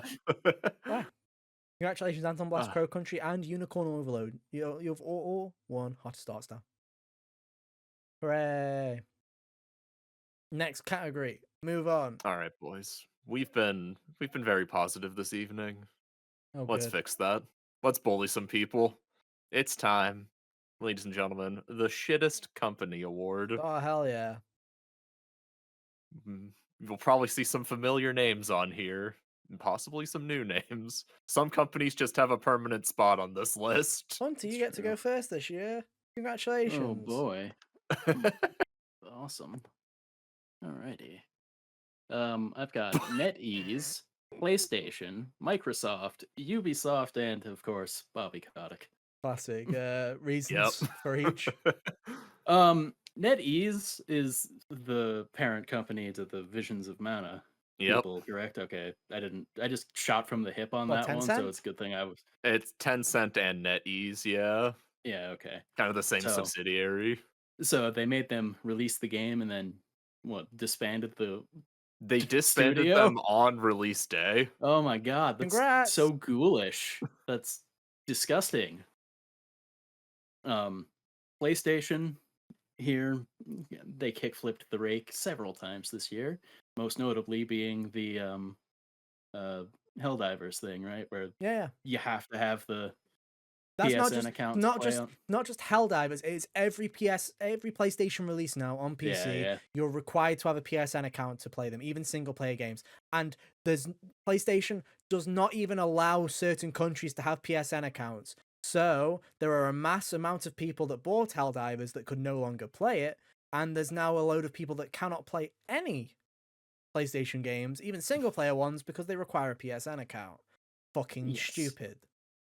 Incredibly stupid. Oh, we've just had a surprise hit. Let's step on a rake. Oh, damn it. Let's release Concord. Oh, damn it. Oh, damn it. Yeah, Microsoft became the most profitable country or company in the world, and then laid off like 1,900 people I hate. in the same 24 hours. Dude, I And that was hate only to one be right. example of them being stupid. Dude, you know what? I hate to be right. But when we were sitting here and we were being all doom and gloom about the Xbox Activision Blizzard acquisition, and everybody was sitting there. I remember the fuckers in the comments just being like, it's not going up, man. Stop being so fucking negative. Sony fanboys, fuck off. Like, look what's happened. They become the most profitable they've become basically the biggest publisher in the fucking industry. And they laid off fucking 2,000 people as soon as the acquisition was done. You dumb fucks. What did you expect to happen? Clown show. Phil Spencer walking in, honk honk. Like, what? Like, this is just stupid. Like, genuinely stupid. Not even to mention the closing of Tango and Arcane Austin. Yeah, Like, yeah, I was getting to that. tomfoolery. All tomfoolery. Genuinely, I'm glad that Xbox is going multi-platform. Not because I'm sitting there going, well, hey, Sony's a winner, because I don't give a shit about them either. But just Yeah, they're because both nominated here. Xbox Yeah. is such a fucking failure at the moment, and they're doing such a shit job.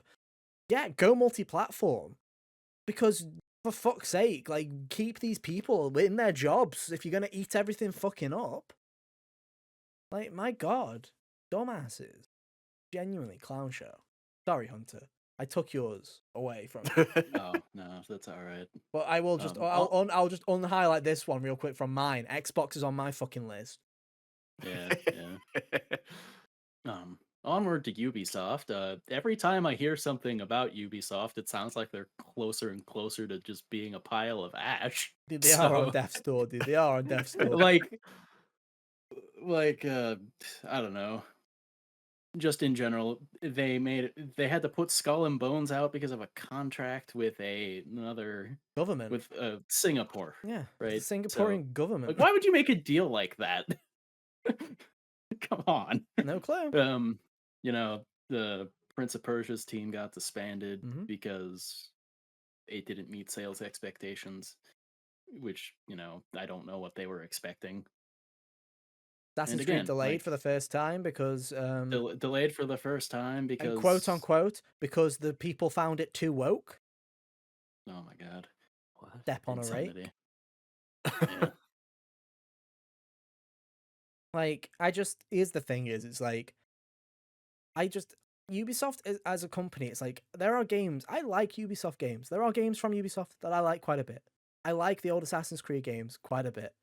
I was looking forward to Shadows. I'm still am looking forward to Assassin's Creed Shadows because I think it could be a return to more classic Assassin's Creed because we're actually being assassins again. Fucking try what a revelation, right?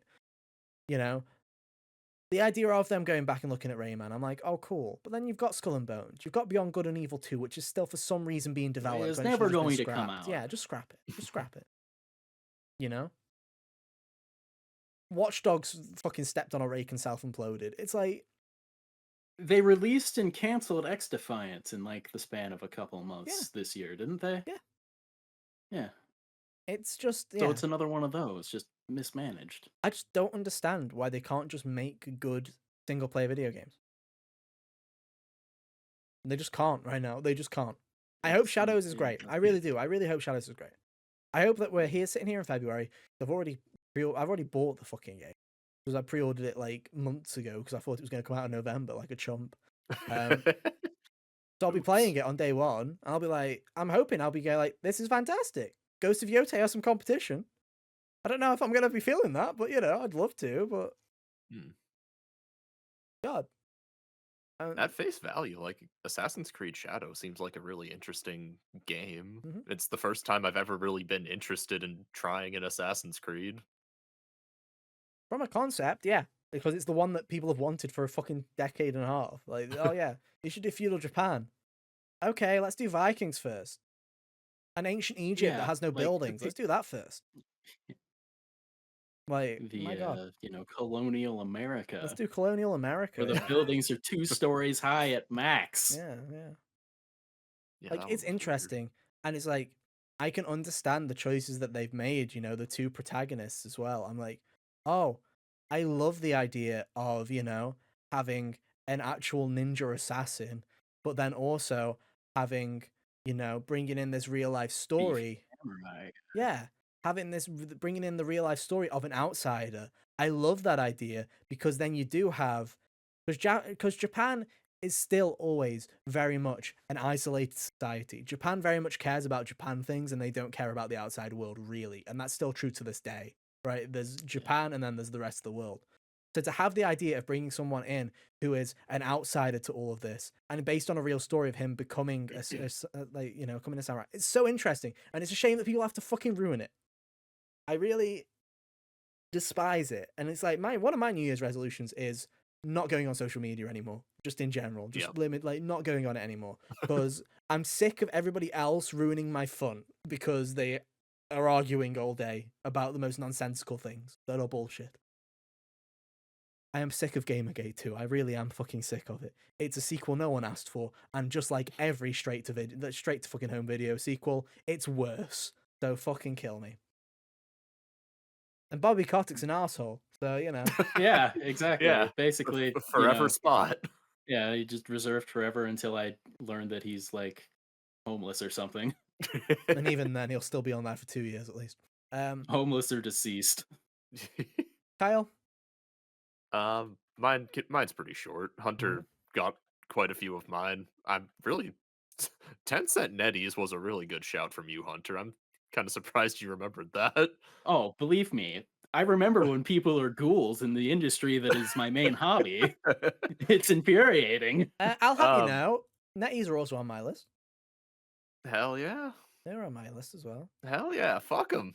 Yeah, well, They're a shit company for so many reasons. yeah. Them killing the Visions of Mana team is like the least egregious thing they've done. What else have you got, Kyle? What else have you got? I've got Square Enix. Yeah. Look, I love Square Enix. They make a lot of good shit that I like, but I also feel like every time I hear them open their mouths, it's always for something stupid, like FF7 Rebirth not meeting sales expectations, even though it was PS5 exclusive and a sequel game in a 3-part trilogy. Yeah, like it might meet those well, no, because they keep giving them away for free with the next part, so never mind. Yeah. Also true for the Steam release, by the way. You can they've discounted the original game so that you can buy for like for $70 you can buy the original and Rebirth on PC as well. So they are doing it for It's Steam. hilarious how like whiplashy they are about this because they'll do something like that, which is relatively consumer friendly, and then be angry that it didn't sell as well.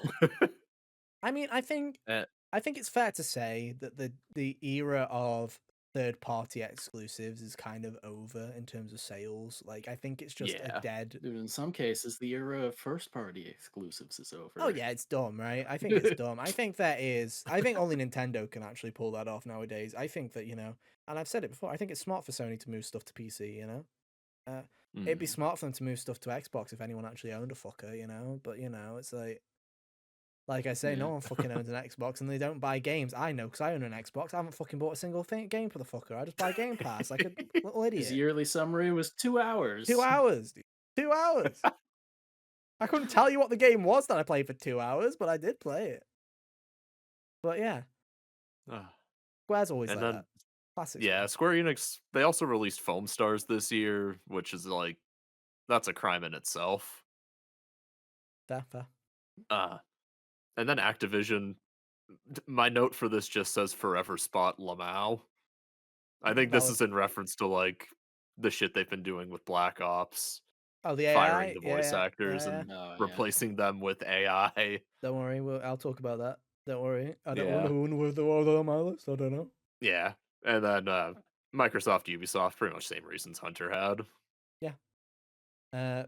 Mine already mentioned. NetEase are on there for the same reasons. Xbox on there for the same reasons. PlayStation is on there just because of, again, Astrobot. So fucking good. Return to form, like almost reminds me of why I like PlayStation, and then I think about everything else that PlayStation has done this entire year, and then I go, oh right, that's like the Why are bright you spot like on a pile this? of shit, right? Where it's like that and Helldivers 2 being so liked at the start are like the two bright spots of the year for PlayStation. And everything else they've done is just step on a fucking rake the entire time. Like genuinely. Talk about whiplash because like Astrobot Game of the Year at the Game Awards and many other places, and then they also released Concord, which if there can be A an game of a objectively worst week. game of the year, Yeah. it would be that. Yeah, yeah. Simply because it lasted a week and Shortest serving they game of spent the year, all of that yeah. money. Yeah. Was a big fan of this picture that was going around Twitter for like a Oh yeah. week. That Yeah. was just, it's over, It's we're over, so so back, it's it's over, we're over. so back, it's over.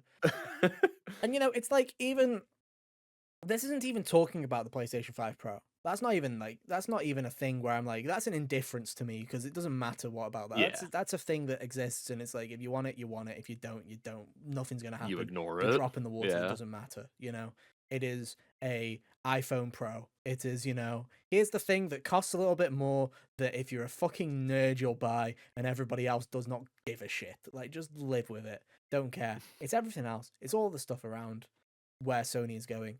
And I really hope that they take the message home. And I hope that there are executives that are pissed right now that when they see the success that Astrobot has had when everything else has flopped in terms of, Concord. And I'm sure they're fucking scared right now of that Horizon multiplayer game. I'm sure they're terrified of fucking Fair Game $. I really bet they are really nervous. And they should be. Because why the fuck would you make this many multiplayer games in the span of it when you're known as the single player people? Yeah.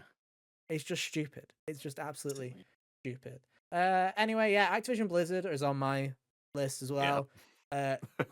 This AI bullshit, like, genuinely, it's fucking aggravating me. It genuinely pisses me off. The fact that Call of Duty has so much AI in it now, AI content, not just talking about the voice actor thing. You didn't know voice actors are being replaced in Call of Duty Zombies right now because of the SAG-AFTRA strike. They don't have fair contracts right now, especially in terms of AI and representation and owning their voice likeness. Activision's not willing to sign it, so instead of actually signing it, they are just getting new people to replace the voices and are hiring scabs and are just trying to ignore the problem. My assumption is because some of these are beloved, like Nolan North hasn't been replaced yet, but the potential of that is happening. My assumption is if this ever does get fixed and the SAG-AFTRA does sign a deal and it's all working, that people will come back is my assumption, because I don't think Call of Duty can handle having beloved things hit the fan. But even regardless, without this, the amount of AI slop that is now in this video game is unreal. All the prestige icons made with AI, all of the calling cards made with AI, everything is made with AI. The bundles that they sell in the shop that have loading screens and stuff like that fill to the brim with AI. They are just making AI images. There is no artist working on Call of Duty anymore. They're all fucking AI artists who are typing prompts into fucking systems to just get random load screens that look like garbage. It just angers me when they're so hell-bent on this garbage, but then there's just little bits like the voice actors. Or, for example, little nitpick, the quick revive jingle, one of the perks, all the perks in the game have little jingles that they made decades ago. They were just little fun things. They were using, licensed music that were part of little sound packs. They just took little quirky bits and made little theme songs for all the jingles. And the licenses expired for the one that was quick revive. They probably just had to repay it again. Haven't. Have they replaced it with a new one? No. That perk machine is just silent now in the entire game forever. And it's like, you won't do that. You That's replace beloved stupid. actors with fucking awful reinterpretations that people think are AI. So either it is AI, or you've hired someone that's that fucking, no offense to them, but miscast that it sounds like AI. And just little beloved things like perk machines, you won't even replace the jingles or re-up them. Or here's the other bit that I fucking hate. This is really deep cut. Back in Black Ops 3, there was a map called Shadows of Evil, and it was set in the 1930s. And they decided that they were going to re-record and make original 1930s kind of blues, kind of swing versions of all the perk machine jingles, just for that one map to never be used again. That's all original music. They own that music. They could have turned the Quick Revive jingle into that old version. Just as nothing, silence. They don't care. It's fucking a piss take. Genuinely, AI is dog shit. I hate AI. I am yet to find a good use for AI that isn't just for dumb people to catch up on what's normal. You know what I mean? Like, generative AI is a fun little gimmick for you to catch up if you're too stupid to go and search it yourself. That is what I see it as right now. It's a fun little party trick. And the fact that everyone's like, oh yes, give me that image of a zombie with a Santa hat with 6 fingers. Put it in my game. We'll sell it for $20. Yes, mate. Fuck off. Like, genuinely fuck off. Yeah. My final one. The biggest crime of all. Nintendo, where's the Switch 2? You failed me this year. You promised me Switch 2. I did not get Switch 2. War crime. Obviously, much worse than all of these other players that we've talked about. Yeah. I jest. I didn't want to I didn't think of a fourth one. But, I will remove them because then I don't want that going on their permanent record. But, yeah, You're on thin ice, Nintendo. You're on thin ice. That Switch 2 better be in my hands in the first half of this next year, Nintendo. or I'm coming. Um, and I think as we always say in this category, they're all losers. You all lose. Yeah, Congratulations, you're all the shittest company. Um, Yeah. do better. nah, no point picking between shit. It's all shit, dude. All shit everywhere. Exactly. Anyway, next category. Hunter, it's time for your category. Oh Tell them about the boy. indies while I Oh take man. a bathroom break. The Yeah, Kyle indie. put nothing. In fact, I'll tell you what I put first because I've only got two as well. So I put the Plucky Squire and Anton Blast because they're the only two that I played, and I've Yeah, said enough about sick. those games. I figured that one or both of those would be on there if you filled this out. Yes. So, yeah. All right. So my picks for best indie this year were Another Crab's Treasure, Pro Mhm. Country, Hollow Body, Nightmare Cart, and Anton Blast. Lucky Squire was only omitted because I knew Ethan would also say Yes, it. because it was the only So, other indie I played. I've only played two indies. precisely. Yeah.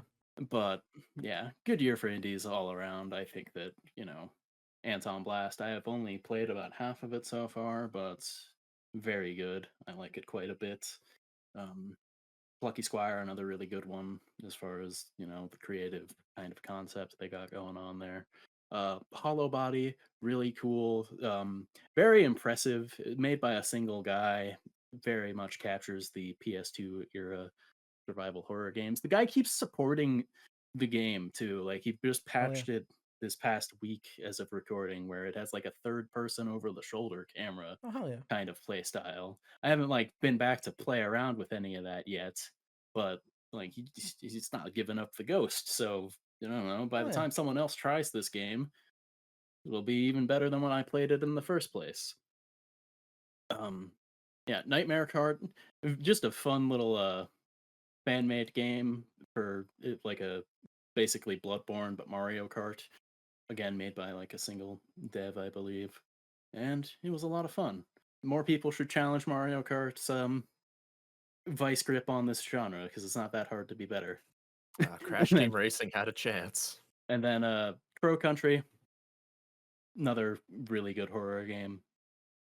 Very much captured the essence of PS1 survival horror Mhm. while also having enough quality of life to it where I think it'd be a very good entry point into the genre. Oh yeah. Yeah. I mean, I don't need to say it. My indie game of the year is Anton Blast. I think it's fantastic. Yeah. Um, Yeah. Hunter, what's yours? I've got a guess. I'd be giving mine to Crow There you Country. go. Yeah. Exactly what Yeah. I thought. So there you go. Congratulations, Anton Blast and Crow Country. Our favorite indies of the year. Good job. You'll have to see it. Next up. Next up is the hottest narrative of the year. Oh, good. This one was interesting. Ethan, I feel like you and I kind of struggled on this one. Yeah, I'm gonna be real with you guys. I don't think this year's been very good for narratives. I really don't. I think there's been some good narratives. I don't think there's been anything where I've sat there and gone, that's exceptional. Like I feel Yeah. like I'm sitting here and I'm going, that's fine. Because there's been some very video games this year, and I'm fine with video games, you know? I love when a game is just like, look, go and rescue these bots, or look, Satan's stolen your booze, go get it back. I love that. That's fun. But also, when I'm sitting there and I'm like, I want a compelling story that is going to make me feel something. I've not really had much of that this year. And the game, the Life is Strange game came out. So I was sitting there going, sure as shit, there'll be one that gets me. And that one fucking fell flat. So I'm sitting there going, oh, well, yeah. Yeah, usually when a Life is Strange game comes out for these, it's like there's that as the easy pick, and then there's me with some weird off the wall thing, and it's Mm, kind of like, oh, gotta argue about that. yeah. I mean, Hunter, you go first because you've been very positive. I think you'll be the most positive out of all of us here. All right, so my picks are Metaphor Reef and Tazio, Dragon Age the Veilguard, Pro Country, Persona 3, and Final Fantasy VII Rebirth.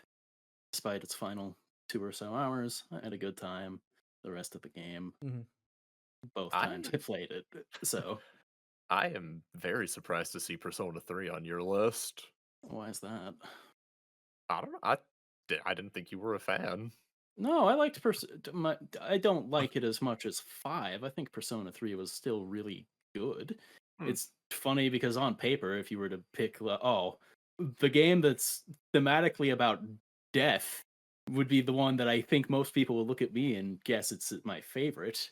So it's I funny think, that way, yeah. but I think the problem with Hmm. Persona 3, which is something that I love Persona 3, I think it's fantastic. But I think people hype it up too much. And not in the sense of it's the best one, but in the sense of people go, oh, it's the saddest one, or it's the darkest one, it's the that, and that. And I'm like, at its heart, it really is just it's a Persona game at its heart, and it's what every other game has taken forward with it. And I don't necessarily. I think when you go into something and people just go, it's the sad one, it's the depressing one, it's the My Chemical Romance one, guys. I'm just sitting there and I go in it and I finish the game and I'm like, not that sad, guys. It's not that sad. I've seen sadder, dude. I feel like I people felt bandy yeah. around it's the darkest thing a little too much with stuff in general because like you could make that Yeah. argument for all three of the modern Persona games. I Oh, think 100%. this I mean, when you're this there, when you think about it, Persona yeah. 3 here, death is a very pivotal whatever part of Pivotal. the theme here. Pivotal. Pivot. Yeah, yeah. Pivot. 4 opens with someone being strung up in a murder mystery, and then the first hour of 5 has police brutality on a kid that's still in school. All of Multiple them are dark parents in different die in ways. Persona 5. Yeah, yeah. Like they're all dark in different ways. So I think Yeah. getting hung up on that is, but I really appreciate having played Persona 3 now because it kind of gives me more of a thematic through line for the rest of the ones I've played now, where like I'd say the general theme of the modern trilogy is accepting hard truths, Mhm. and I Hmm. like that. I like that I have that full picture now. Yeah, totally. Nice. Um, sorry, I got lost in the where I'm I mean, at I think here. yeah, Dragon, Dragon Age, yeah, you obviously. Dragon Age is a fun adventure with a really good cast. Similar reasons to Final Fantasy, really, except they didn't biff it at the end.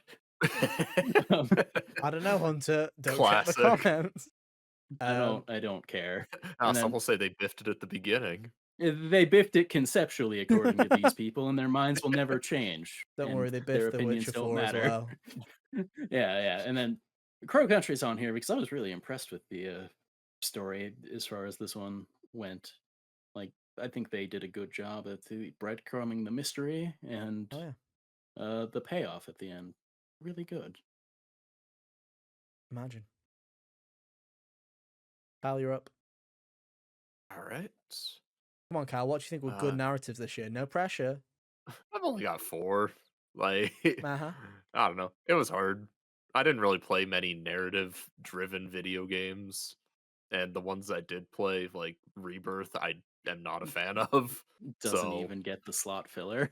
doesn't even get the doesn't even deserve it, dude. But I've got Metaphor, ReFantasio, Unicorn Overlord, Visions of Mana, and Persona 3 Reload as well. Really the one I want to draw attention to is Visions of Mana, just because for this is the first like fully new mana game, new original mana game in a long, long time, Mm-hmm. and its story opens up a lot.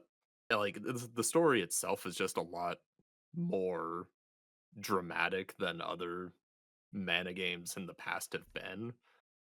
The story of this game is essentially like if it's similar to Final Fantasy X with like Oh ritual yeah, sacrifice. I remember you describing it when it came out. And I was like, "Oh, I've played this before." Yeah, where basically your characters are chosen for like ritual sacrifice to help perpetuate the cycle of the world. And I I just think it's interesting when games do this cuz like you've got like this I Am Setsuna, FF10, Tales of Symphonia, they're all ritual sacrifice stories, but they all tackle them Classics. radically different. Yeah. Oh, yeah. Oh, was it my turn? Oh, great. Uh, Yeah. Go on, Okay. Astrobot, say it. No, I didn't put I love when he Astrobot. said beep boop and then flew his Uh, PlayStation 5. Mine are Final Fantasy VII Rebirth. Apart from the final 2 hours, there's so many. Here's the thing: is I don't care for the main narrative really.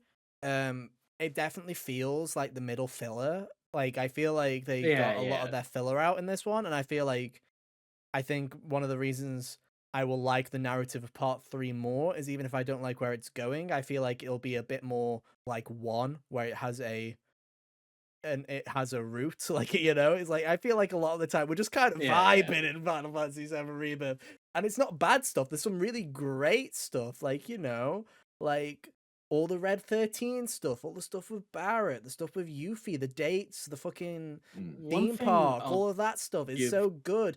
credit to Rebirth for, I think I said this in my review, was they did a good job at contextualizing the main story stuff. Whereas in, Yeah, back on the PS1, if you were, it just felt like a bulleted list of stuff with things in between. I feel like they did a better job at making like the character arcs work as like the connective tissue yeah, 100%. between all Mhm. of that stuff. And I still Yeah, really love the Rebirth game. Rebirth itself is more definitely a lot more like character driven rather than being narrative driven. And I think that's fine. I I think it's hard. I think when you look at it from an individual perspective, when you just look at Rebirth, you can almost think you're like, oh, I wish there was less filler and we just got to the point a bit more. But when I look at it as like the middle slice of a three-part epic, I kind of appreciate it in the sense that this is the time to this is the time where the stakes are low enough that we can piss about a bit, that we can just hang out with these characters and do these lower stake things where I'm like, okay, that's It's cool. the Because calm before the storm, in a sense. yeah, because I Mm. know in part three, everybody's arcs are going to need to be wrapped up in the sense of, a lot of the side quests will be, oh, here's the last story beat with Barrett before the end. Here's the last story beat with Tifa before the end, like they're going to get a lot of that. Whereas this just feels like a warm hug you get to, catch up with them and get even closer, and then you're like, that there's still more to come, where it's like, I can look forward to that knowing that I'm going to get some incredible scenes with Barrett and Tifa and Yuffie in the following game. I don't necessarily mind it that much. It has my favorite moments of narrative that I've had in a game this year for sure. Like I say, that Barrett moment, fucking phenomenal. Yeah, yeah. Um, all the stuff that's done with Tifa and even the Aerith stuff, like there's some really good stuff where I'm like, I'm not a huge Aerith fan, Like, but even this game, I was like, I like Aerith. There's some fun moments. I like them. God, here we go. If I haven't fucking broken us down from the woke brigade, the Clarif fans will fucking, oh god. shoot me here.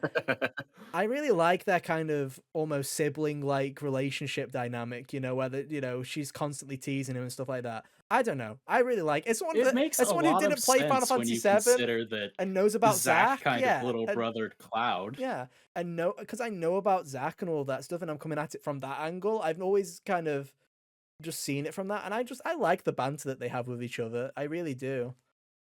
One of my Same with favorite Yuffie. I banters love the is Yuffie like little sister banter that her and yeah, Cloud have and stuff like that. Red 13 stuff, that character work with yeah, Max, like honestly, I could have put Max if I didn't put Barrett. If I didn't put John Bentley as Barrett, I would have put Max Millerman as Red 13.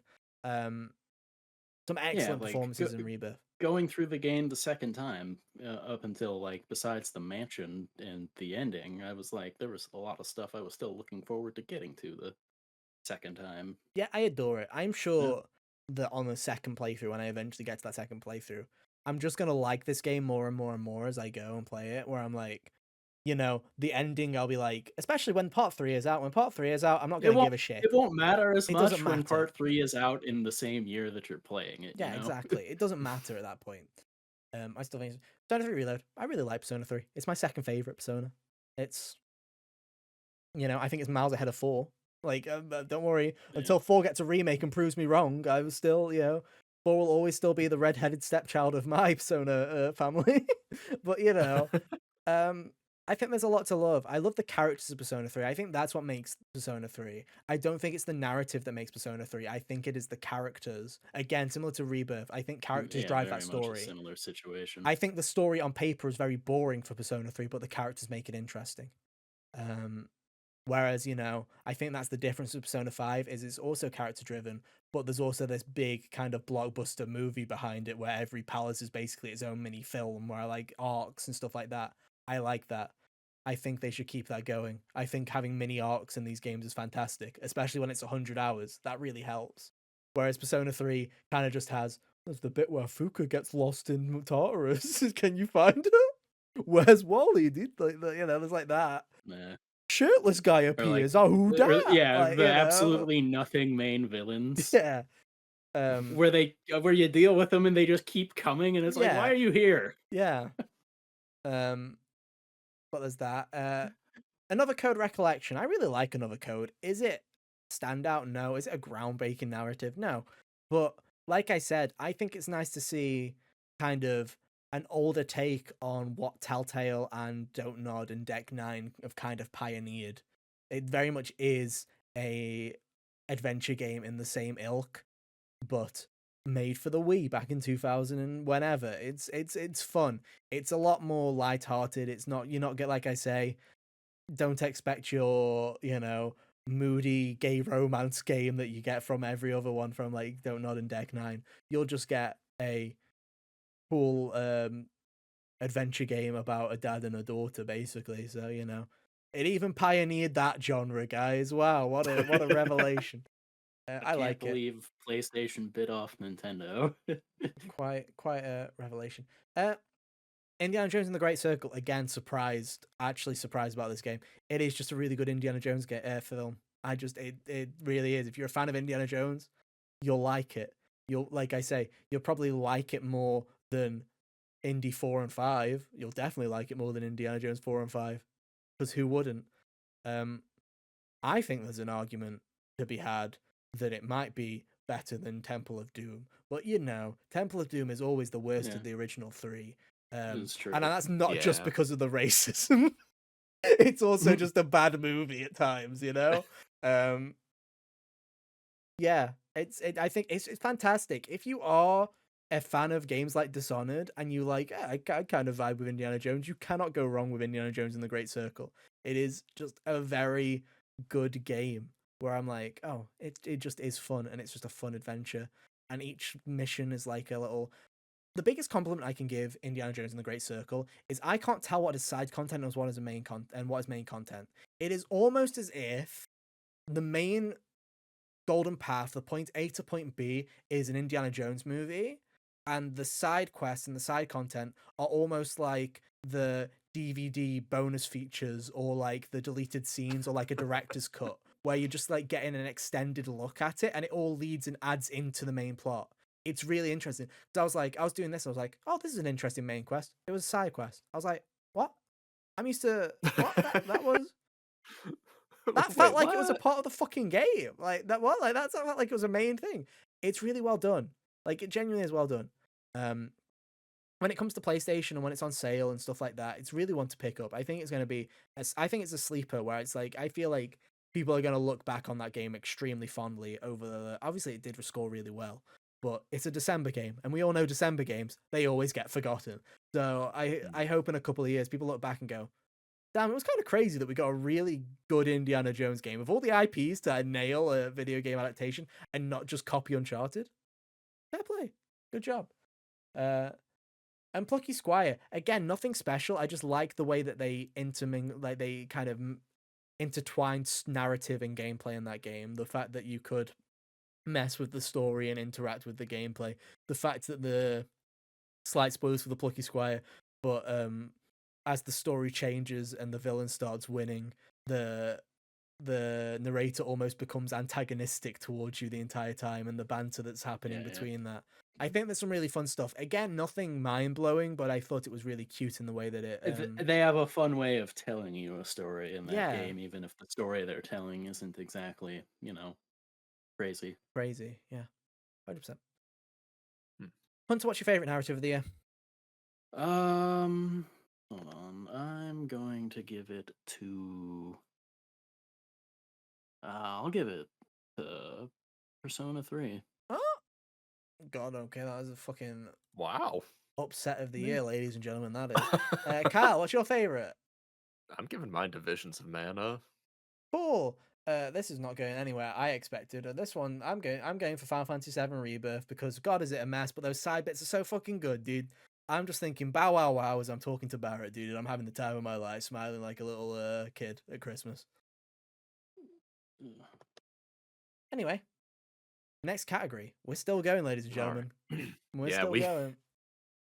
got a few more to work through before we hit Gotti, but you know, we've talked a lot about games that we have played. But now let's talk about the games that we wish we had played. Oh This is hell the yeah. wish we had time for category. And you know, Kyle, The let's spot, start with you, dude. We're starting with you, my yeah. friend. Um, you, just looking at the highlight of mine, you could probably tell what one of them is. Oh yeah, yeah. But so I've got Romancing Saga 2, Eiyuden Chronicle, Under Night 2, and Crab Game, another crab treasure. Yeah, yeah. Did you have a game that you reviewed in your wish you had time for category? So hear me out, Hunter. No, I here we did go. not play this game again after I reviewed it. Bro makes the third But most that's popular just YouTube video that we've ever done and then goes, actually, I haven't really played it, guys, so that opinion's not valid. By the way, you nah got nah conned. nah. Lamau. Get wrecked, fuckers. Nah. I I wish I love. had time to play Baldur's Gate again, but I Oh, haven't don't got to we? do that I Don't either. wish we I had time all, to play Persona Hunter? 5 for the 16th time, but guess we'll cry maybe Yeah. next year. Ugh. All right, are you guys Uh, done?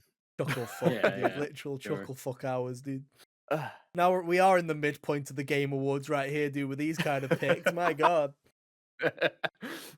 I'm glad that my enthusiasm for another Crab's Treasure mobilized you to at least like it as a meme.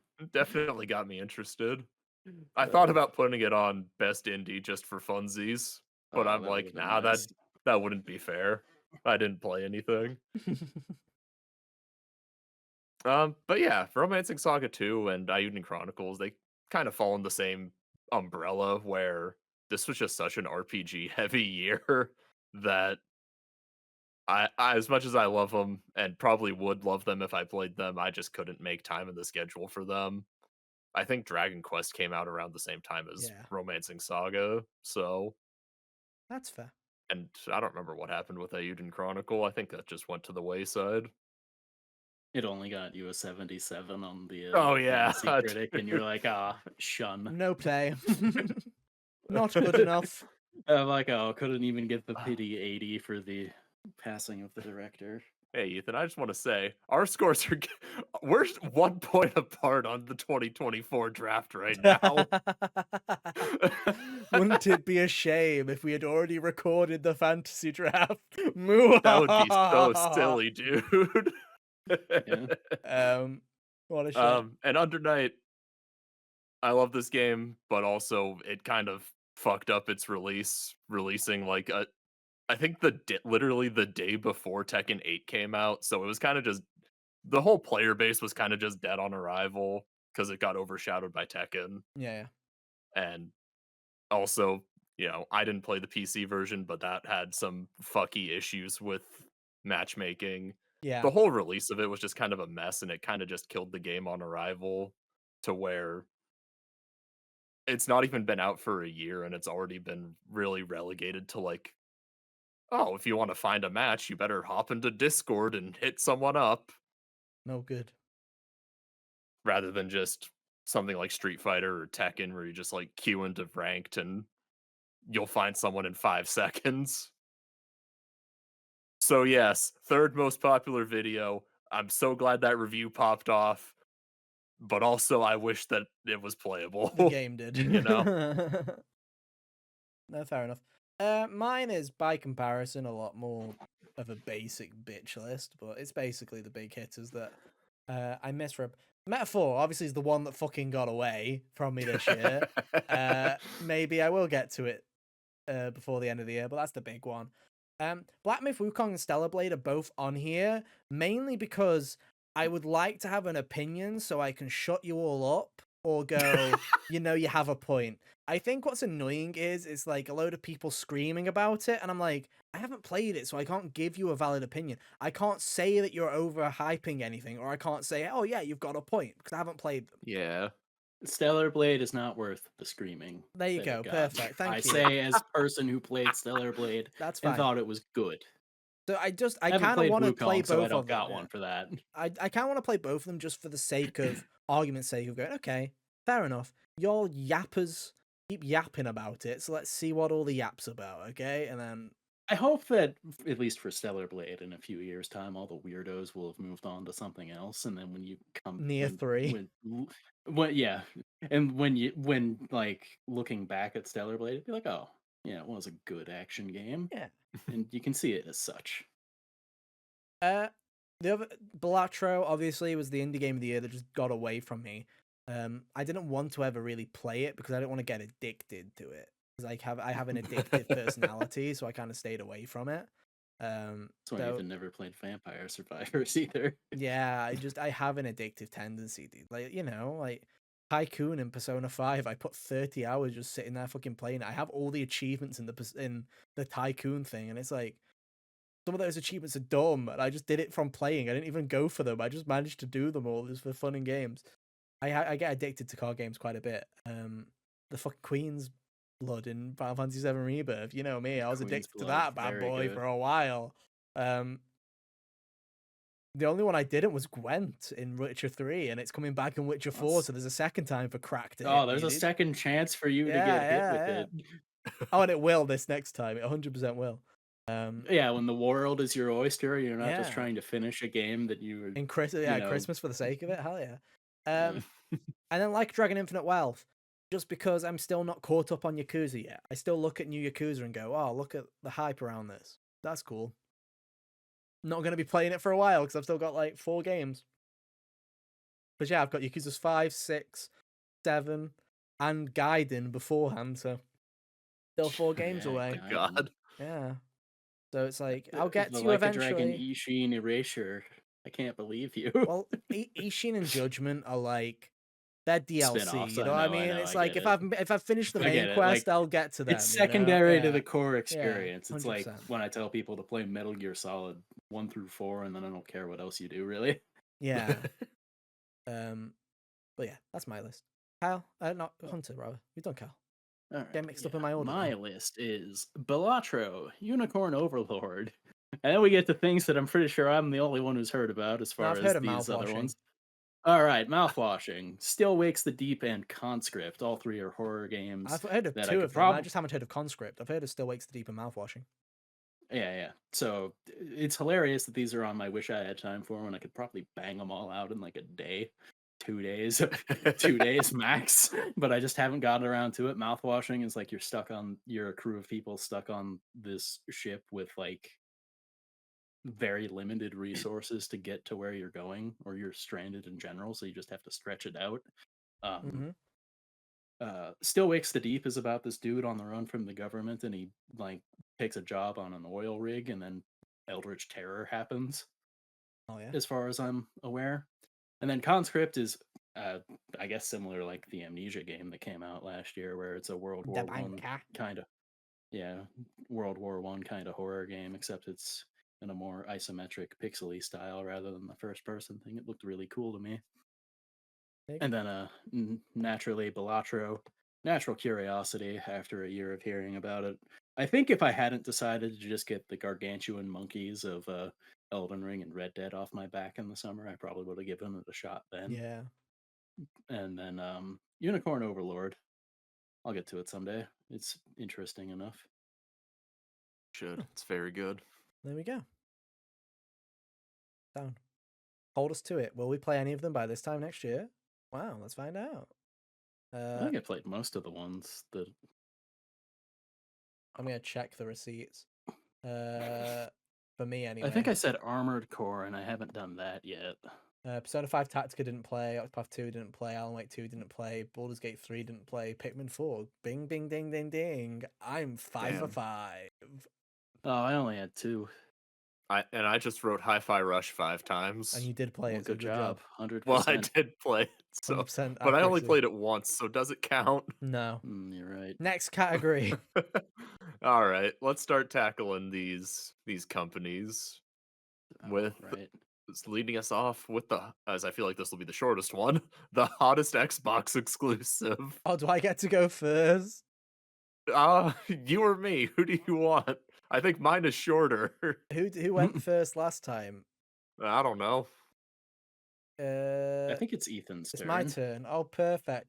My nominations for Xbox exclusive of the year are this Yeah. is an Xbox. You guys they can't see it. Podcast listeners cannot or video cannot see this because the spreadsheet doesn't fit into our layout spreadsheet. But I just put this as an Xbox. There's only one fucking Xbox game that I thought came out this year that I actually gave a shit about. So it's Indiana Jones. Indiana Jones wins for me. And this is an Hell yeah, Xbox. brother. Uh, Congratulations, Indiana Jones. Jeez. Kyle, did you even play an Xbox game this year? Dude, mad respect. This We is put the an same game. Xbox. Hell yeah, dude. This is an Xbox wins. Um, Uh, I don't believe I played any Xbox no, because exclusives. the big three were I certainly wouldn't have. My computer couldn't run Hi-Fi Rush last year, yeah. so I doubt it could run anything else this year. No, that's fair. And Hunter, I assume yours is Senua because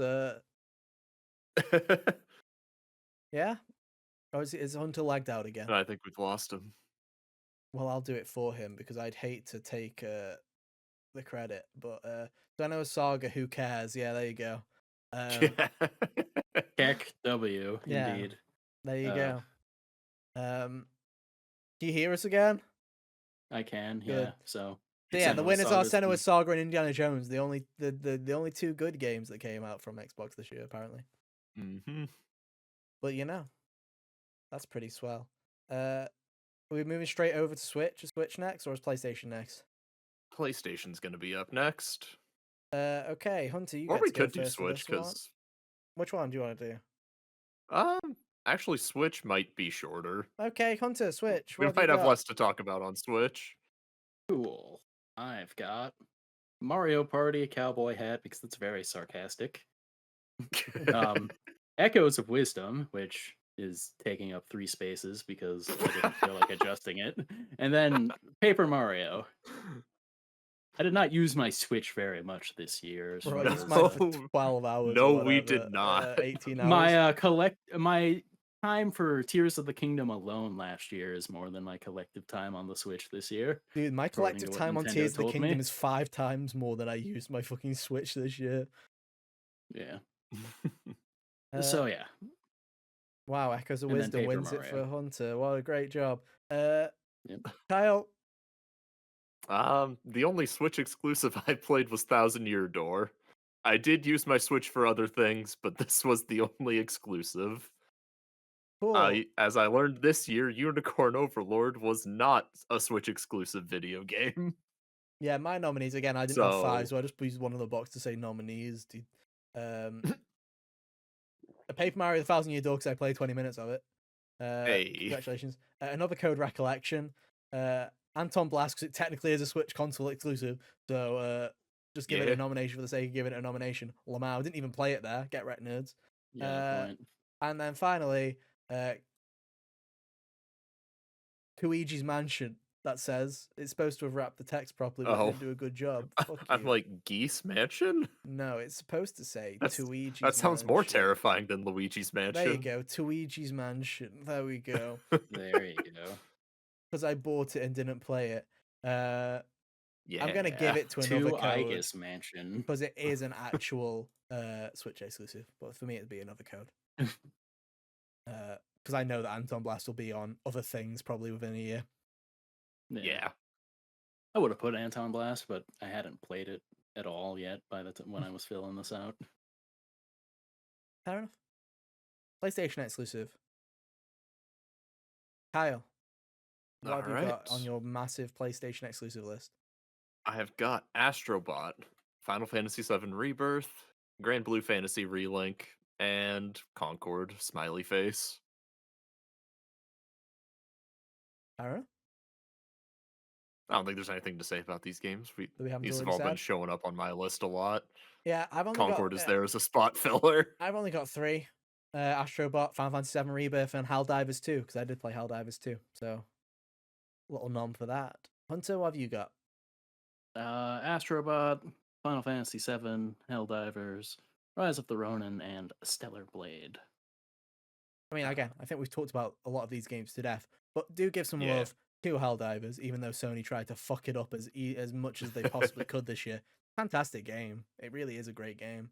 I had a blast for the 20 hours that I played it in the week and a half that I played it. But it's a great game. It's a lot of fun. The advertising and just the whole kind of atmosphere of Helldivers is quite a fun one. Super Earth and all that Yeah. jazz is very funny. And it's got some great monetization systems in it as well, where it's like war bonds you can buy with currency that you can get very easily that doesn't grind very much. And even if not, it's like $10. It's a very good system. I know they had a bit of a controversy with the Killzone stuff, but they've quickly remedied that. So all good stuff really from Helldivers, from Arrowhead. Good stuff. Hunter, favorite PS exclusive of the year? Final Fantasy VII. Kyle? Astrobot. Cool. And mine is also going to Astrobot. Makes it easy, doesn't it, when I know that Rebirth is literally out on PC in like a couple of months. So I'm like, that's enough of me to steer away from you. Fuck you, buddy. Astrobot's forever, dude. Forever on PS5, right? Sony never gonna put that one on PC, right? Sony, right? Right? Not announced as of Wink. recording, so Astrobot gets the nod for that. What's next, Kyle? Next up, heading back over to the silly categories for the hottest backlog game. This is the games that did not come out this year that we played that we want to give some love to. Who's the first? Was it me? I believe so. Epic. My best backlog games for this year are Infamous 2, 13 Sentinels, Aegis Rim, Cyberpunk 2077, Melatonin, and Shadow of the Colossus. It didn't fit, so that's what Shadow OTC stands for. Yeah. I never played either of the PS3 Infamous games, and I did do a massive PS3 binge earlier in the year. And Infamous 2 especially is a very good video game. People were right. It is a very good video game. I'm just shocked as you are, but yeah, Infamous 2 kind of slaps. It's very good. 13 Sentinels. I wish I liked it more. I still liked it, but I wish I liked it more. I think that everyone, again, kind of Persona 3 syndrome. Everyone hypes that game up to be like the best narrative in a fucking Dude, that game was JRPG ever, and I'm like, it's back not. when it like dropped in 2020. And I played it sooner after it came out. Like I played it at the beginning of the following year, and like people were really jazzing that one up. And I'm like, it was good. People hype it up as if it's like one of the best narratives in video games ever, and I'm like, hold your fucking horses. I It ain't struggle that to good. say that because like everyone in that cast could have perished, and I think that I wouldn't really Yeah, have been it's anime bothered. nonsense, but it's good. Like I anime thought it was good nonsense, and it was yeah. interesting, but like I don't think anything could have happened in that story to really make me feel anything. Still very good. Melatonin is a rhythm game that came out about a year or two ago that I finally had the chance to sit down and properly play. It is basically rhythm heaven, but all little mini games that take place in someone's dreams. Basically, as it's just someone who is falling asleep and you kind of you do like menial tasks and stuff, but in rhythm game form. So there's like uh doing cashier stuff or social media and stuff like that, but it's all to the rhythm and stuff, and it's different button pressures and stuff. It's a very fun kind of quirky game. It's on everything. I played it on PS5. It came out on PS5 this year, which is where I played it, but I did own it on Switch, and it had been out on Switch for like 2 years prior, so it's something that I was meaning to play. I just bought it on PS5 because I was like, I'll support it again. Why the fuck not? Yeah. Shadow of the Colossus. Cal forced me to play this Yeah. earlier this year. Thank you, and PS Plus. Pretty good. What can I say? It's a pretty damn good video game. People were right. And then Cyberpunk 2077 was my big backlog game at the start of the year. Similar to The Witcher 3, I technically started this late 2023 into early 2024. It was the game that I was playing during New Year. But as I allowed Witcher 3 last year, I'm allowing Cyberpunk this year. Yeah. It's It's close one of enough. it's one of the best video games I've ever played, which is like, I went into it going, I liked The Witcher. The Witcher was pretty fun. I came out of it going, I'll play another one of those. That's quite neat. And then I was going into this going, oh, this is the broken, shitty video game. Let's go in and see how if Keanu Reeves can change my mind. And I came out of it going, oh, that's probably actually one of my favorite video games I've ever played. I think it's brilliant. I genuinely do. I think that although CD Projekt Red definitely deserve all of the criticism and everything that was thrown at them, I also think they deserve a ton of praise for actually making a fucking excellent video game at the end of it. Again, that's just what the game should have been when it first came out. If it came out like this, it would very much be. I will happily stand by the fact that it would have won Game of the Year easily in 2020 if it came out in 2020 in that state. I think it would have. It's I think easily. it missed the deadline, but it probably would have won in 2021. Oh, it definitely would have won in 2021. Are you kidding me? Fucking hell. But it would have won in 2020 as well. I think Joseph Ferris. it's the best game of 2020. I'll tell you that much. I think it is the best game of 2020. If it had come out like that, and we would have been having this discussion, I had played it at launch, compared to Final Fantasy VII Remake or this, I'd probably say Cyberpunk would have been my favorite of the two. It's brilliant. I genuinely do think it's fantastic. And again, similar to Persona 3 Reload, its whole kind of premise is based on the finality of life and what's sacred and what do you do near the end of it. It's very bleak, it's very depressing, it very much is. It's like it's very all flashy, it's very flashy with its cyberpunk aesthetic, but it is also very doom and gloom at the exact same time. And it's just fantastic. Keanu Reeves is a pleasure. He's a joy.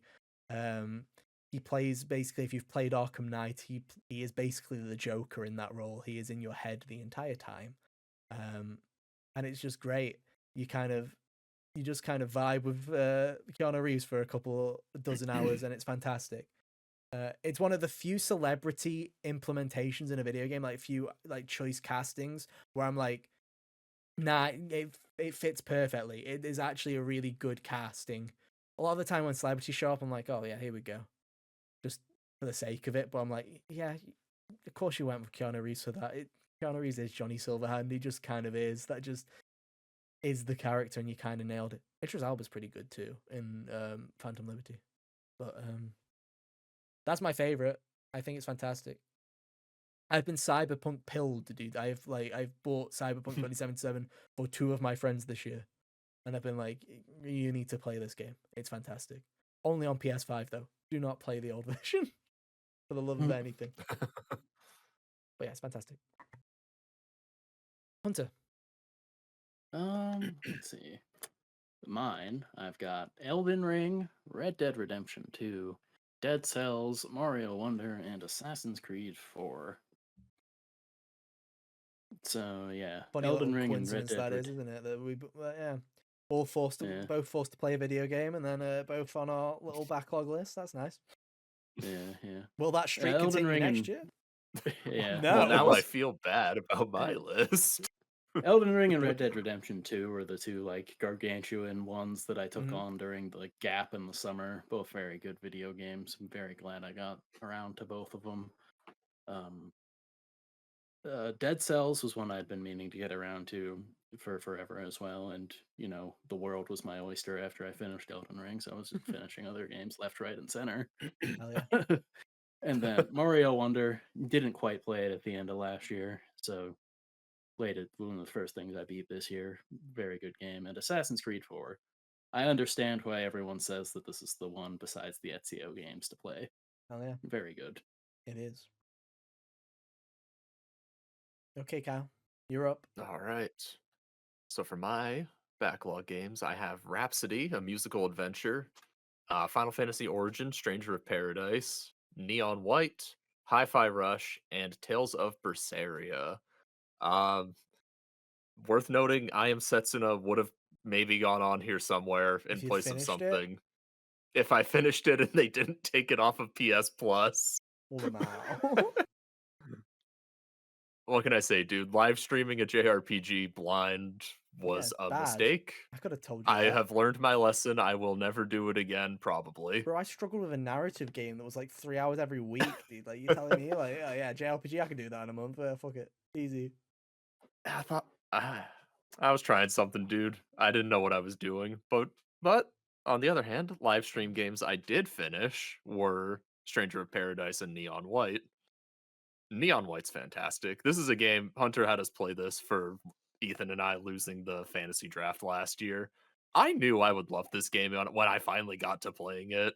I knew So you would both like it. It was so stupid that neither of you had played it yet, you stupid Hey, in speedrun my goblins. defense, dude, I well, still thank you think for expediting I the half like process. it, dude.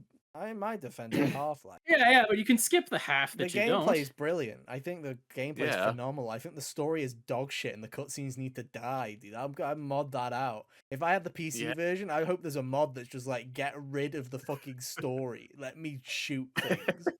I don't disagree. I just think that, it's Like one of those I'm things where usually the I'm not reason to play it is the I'm gameplay. usually the kind of person that's like, oh, story's not the main focus. It's all right. Neon White, I was literally like properly like, get out of my fucking way. Let me shoot some fuckers. I don't care about this dog shit story. Let me in. Then I get to the gameplay. I'm like, yes, good shit. Yeah, the fun part. Yeah.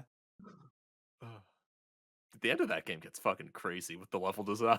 Not It's crazy Oh, I so love much enough. fun. Not crazy when it enough. I'm gets like, where's when the it the when you get bazooka the jumps? book at the Yeah. end is my favorite part of that game. It's so freaking good, Yeah. dude. It just all clicks into place perfectly.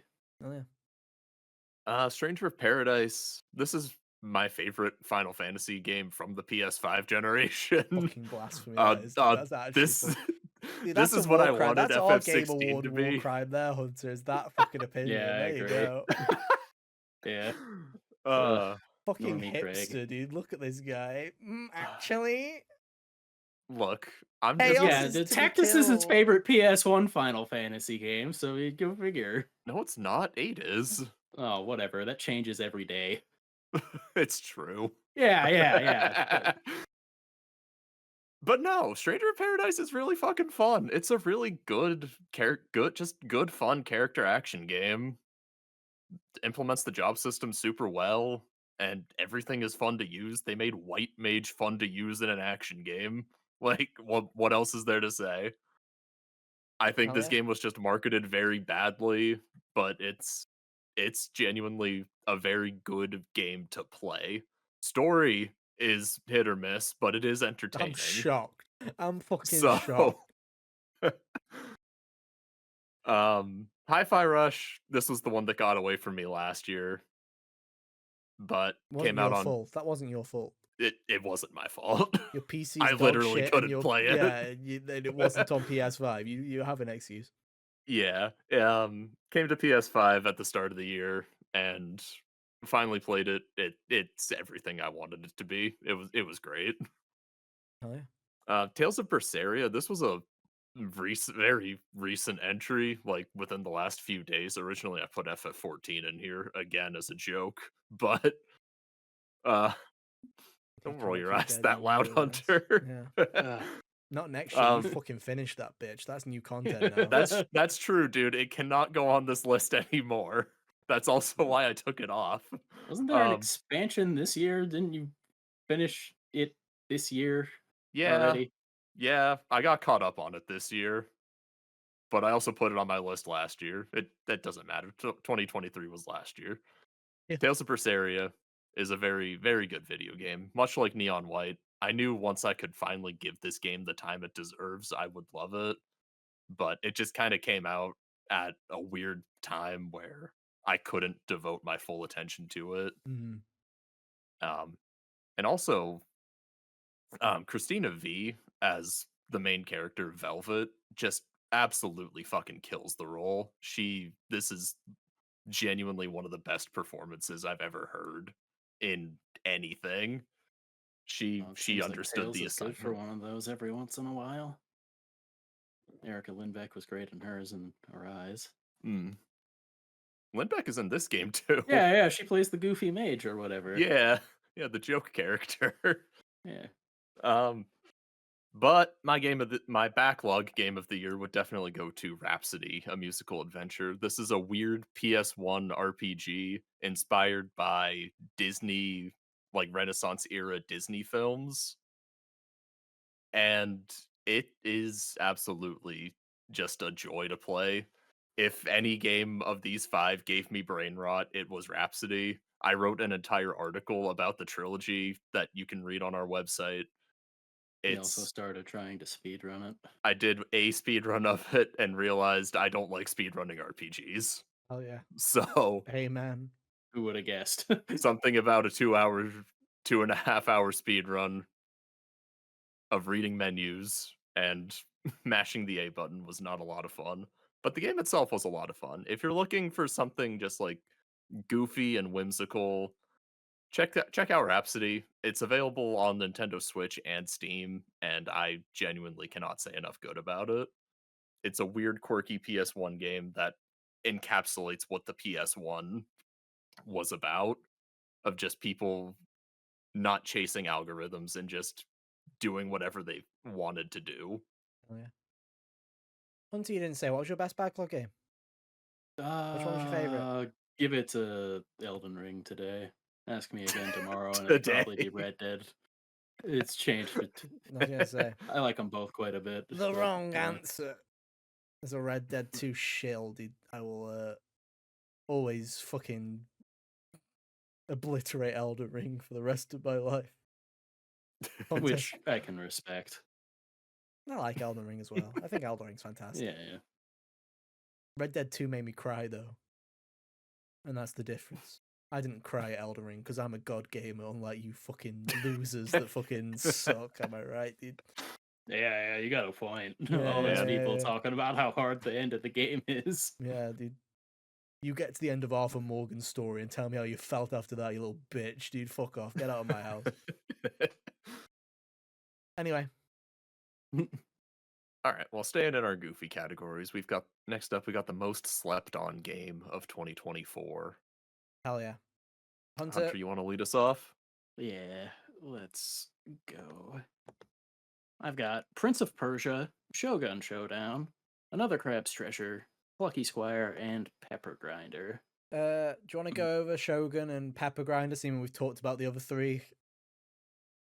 Yeah, Shogun Showdown was a nice little deck building kind of card game RPG that they sent me a code and I got to give impressions on it back a few months ago. And I think it was really cool. I wish it could have popped off a little more as far as I think it got reviewed really well, but as far as like general attention, it came out like right before Astrobot dropped, which is why I never got time to Yeah. review it myself. So there's that. And then Pepper Grinder's an indie game. I guess it's kind of like a platformer, but not really. Like you're drilling through things and like yeah. so it's almost like Echo the Dolphin, but you're drilling through the ground and gathering up gems, I guess would be the best way to describe it. It was a really cool concept. I think they executed it pretty well. And that one's here more because I do feel like the reviews slept on that a little bit. As far as like, it was pretty good. I don't understand what you people are all uppity about. Oh yeah. Kyle. All right. So my 4, we can shotgun these. Read These from were the all hymn games we sheet. talked This is the about. Kyle hymn sheet, Yeah, ladies and dude. gentlemen. Sing along if you know the words. Unicorn Overlord, Visions of Mana, Grand Blue Fantasy Relink, and Under Night 2. Yeah. We already talked about these games. Under Night 2, I wish it had a better launch. I wished it picked a better time than the day before the biggest fighting game of the year to release. Hell Yeah, not much else to say. Yeah, I What didn't you have got much. for us, I Ethan? genuinely didn't have much for this one. If I'm gonna lie to you, like, I really didn't have too much. In terms of slept on, again, I just like when I think of slept on, I'm not necessarily thinking of like. Sometimes I'm not necessarily thinking of critics because it's like there's games that score really well, and I'm just like, I wish it kind of exploded. I sometimes have to approach different entries different Yeah. ways. So, for example, as Anton far as Blast what to I'm me doing. it's doing really well. It's doing really solid, and it's got really high review scores. But I wish it had like that fucking explosion that Pizza Tower had, because in my opinion, I think that fucking Anton Blast is the better video game.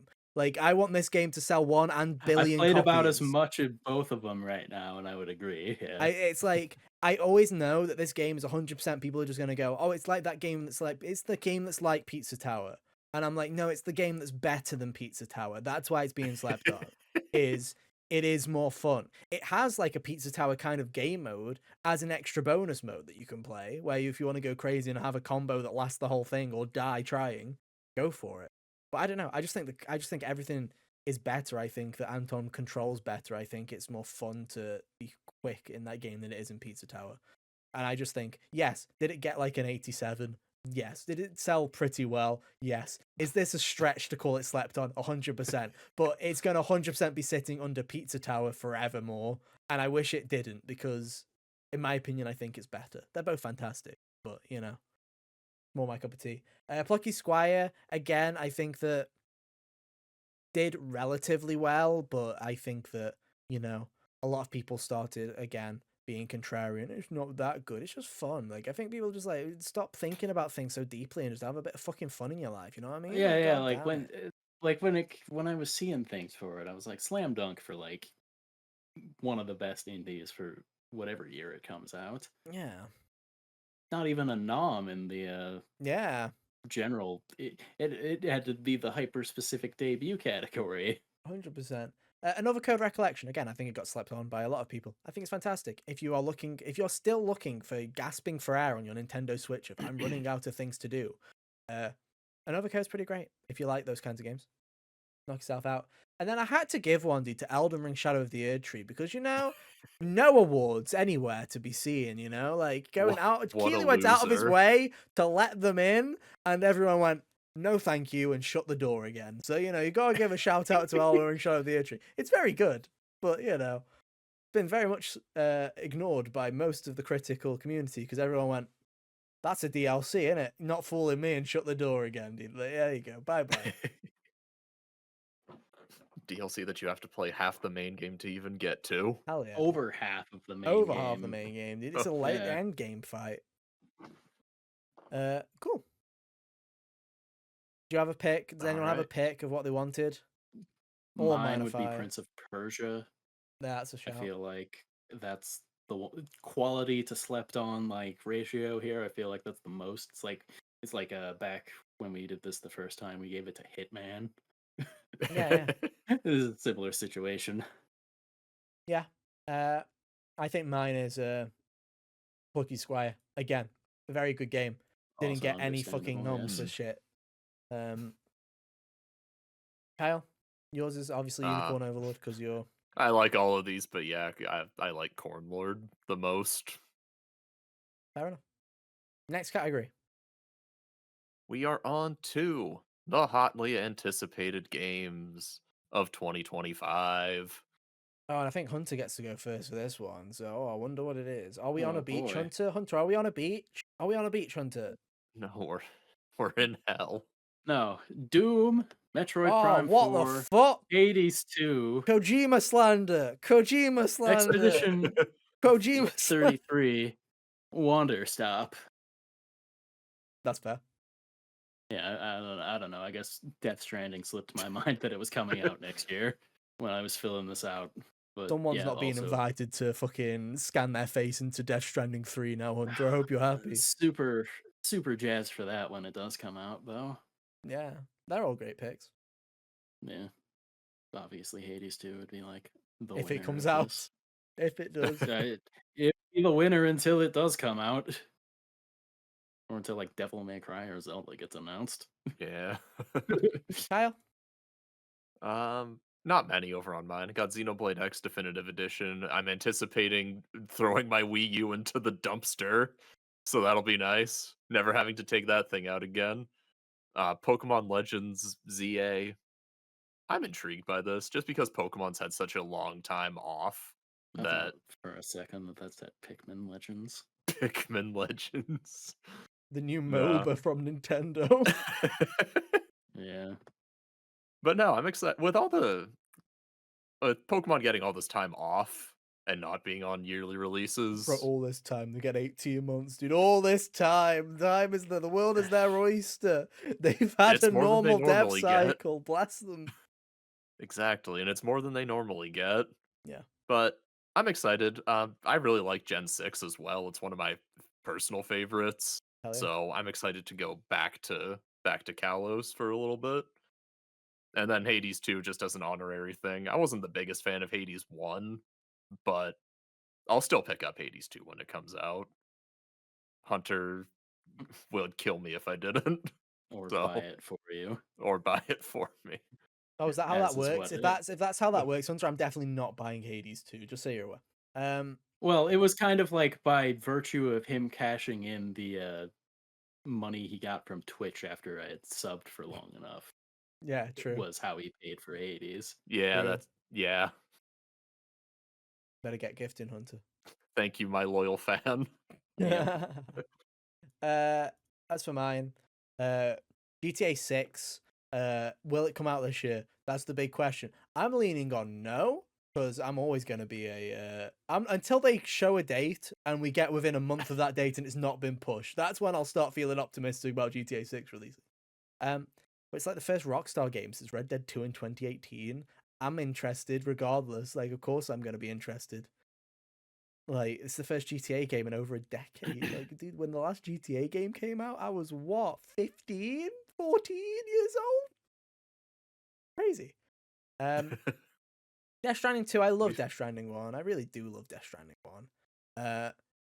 I'm very interested in Death Stranding 2 because I feel like it's a win-win. I think that's a win-win video game because either it's more Death Stranding and hell yeah, brain rot, or it is a Metal Gear 2 Or it's gonna situation be where it new subverts your and weird in a different expectations. way. Yeah. Where the Yeah. first 5 hours are Death Stranding 1 again, and then it goes into a completely different direction. Whatever it is, I'm there for it day one. Can't wait.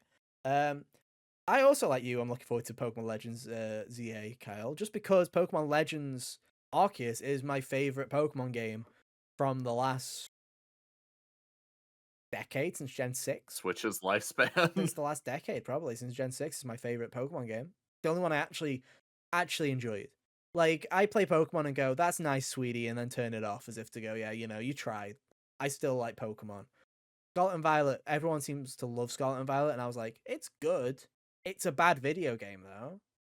It's broken like shit, and one day my Switch just decided, no save file anymore. You don't have that. That doesn't exist. You didn't play you We didn't don't play do that Pokemon. here. We don't do that. You didn't play Pokemon Violet. And I'm like, I did. And it's like, you didn't play it.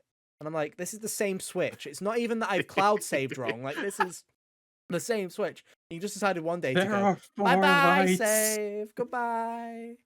So yeah, that's that. Ghost of Yote, I'm very interested. Sucker Punch has had like 4 years to work on this, and I'm 5 years by the time the game comes out.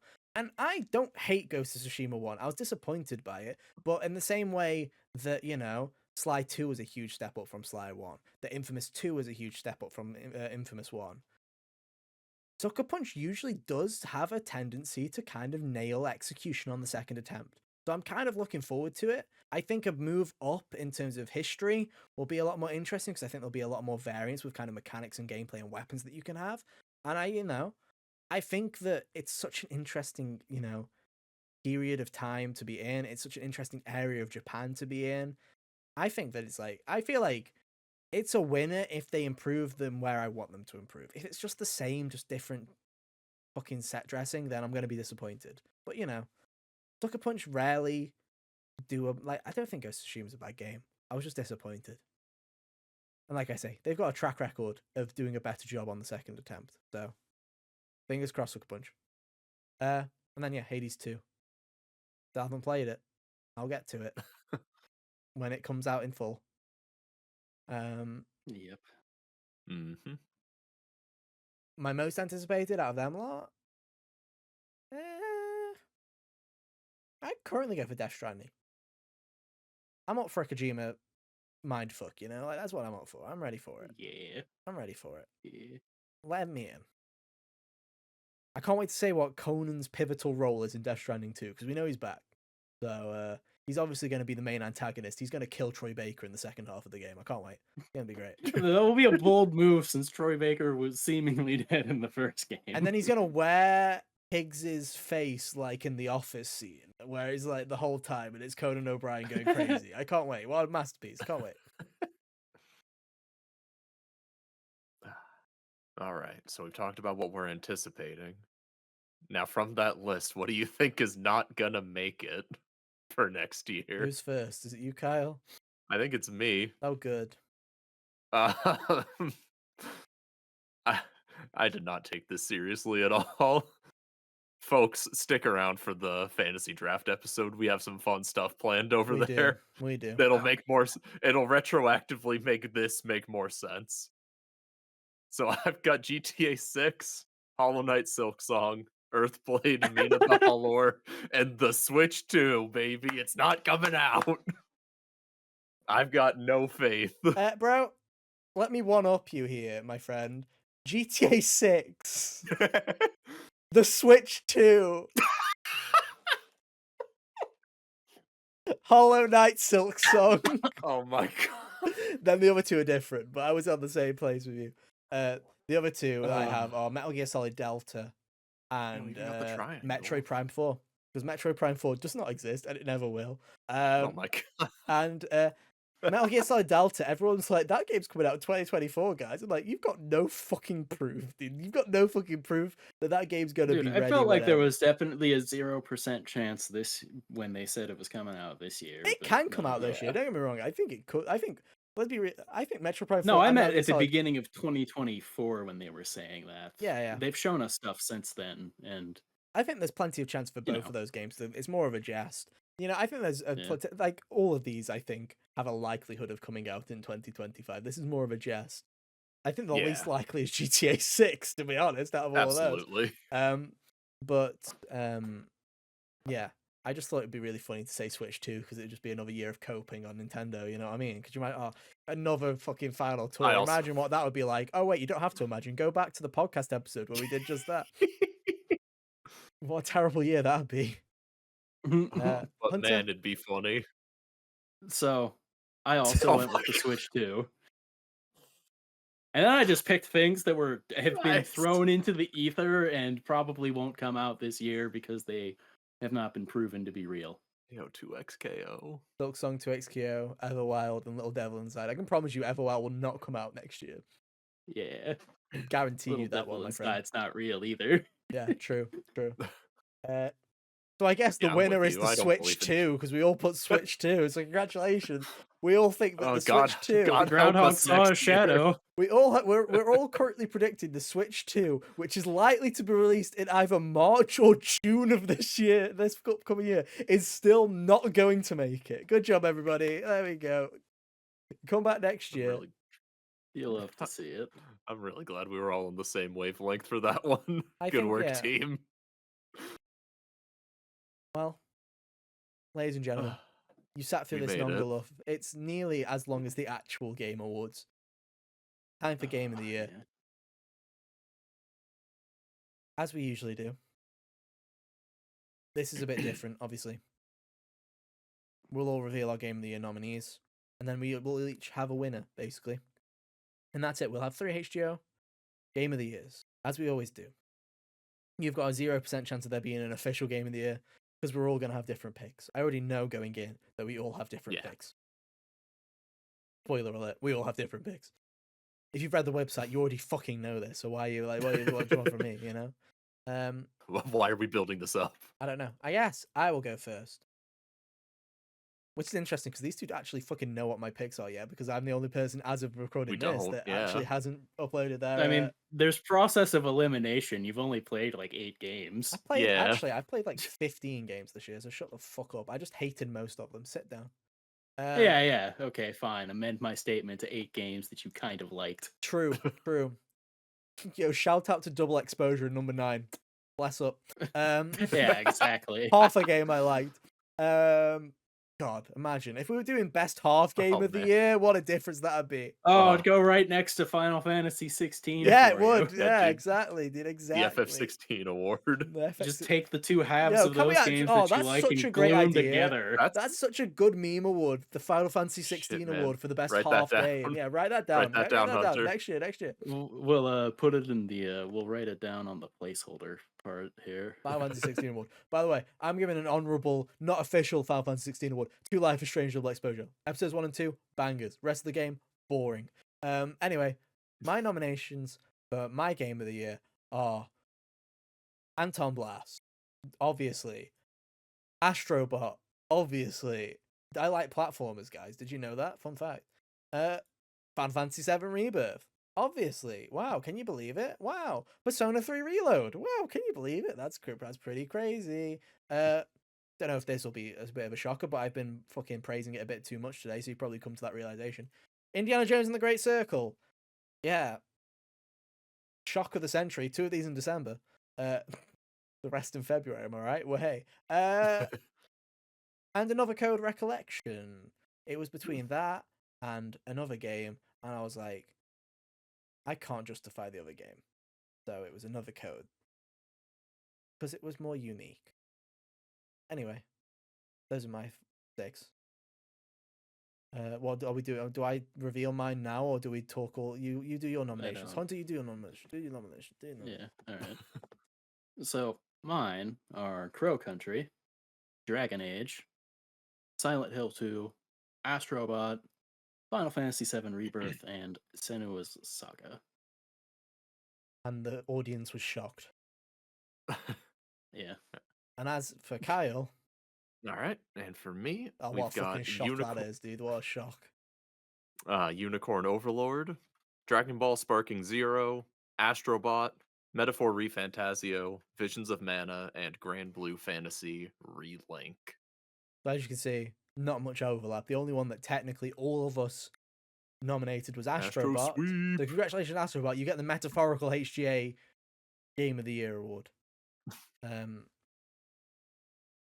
I am going to go to you first, Hunter, because I feel like you have, you've got a couple of contenders here. What are you feeling?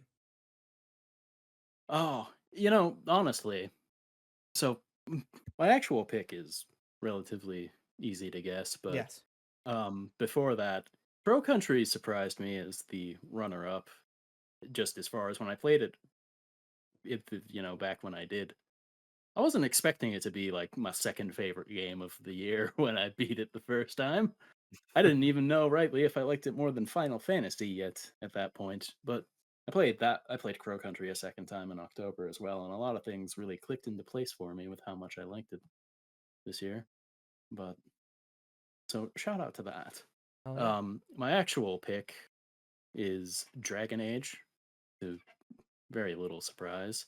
Um, it's funny though, like I went from not thinking this game was going to come out this year to that first trailer wasn't even very good.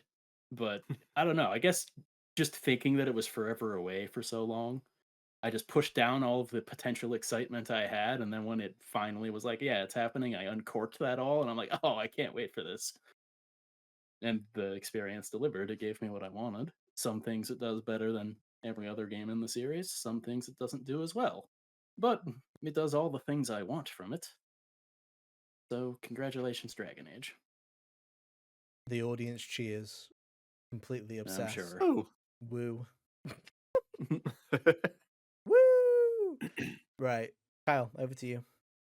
All right.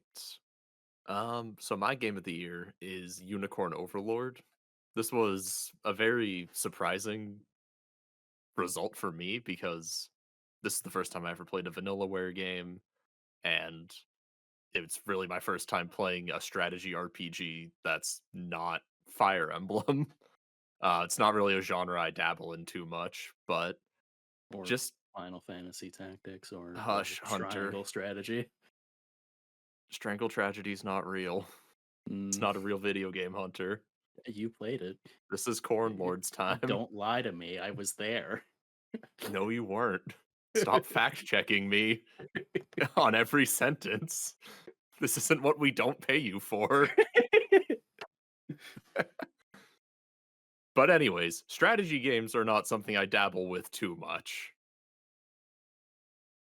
But something about this game just really hit everything I was looking for. It has a really good setup for the story, a very compelling and very colorful cast of characters.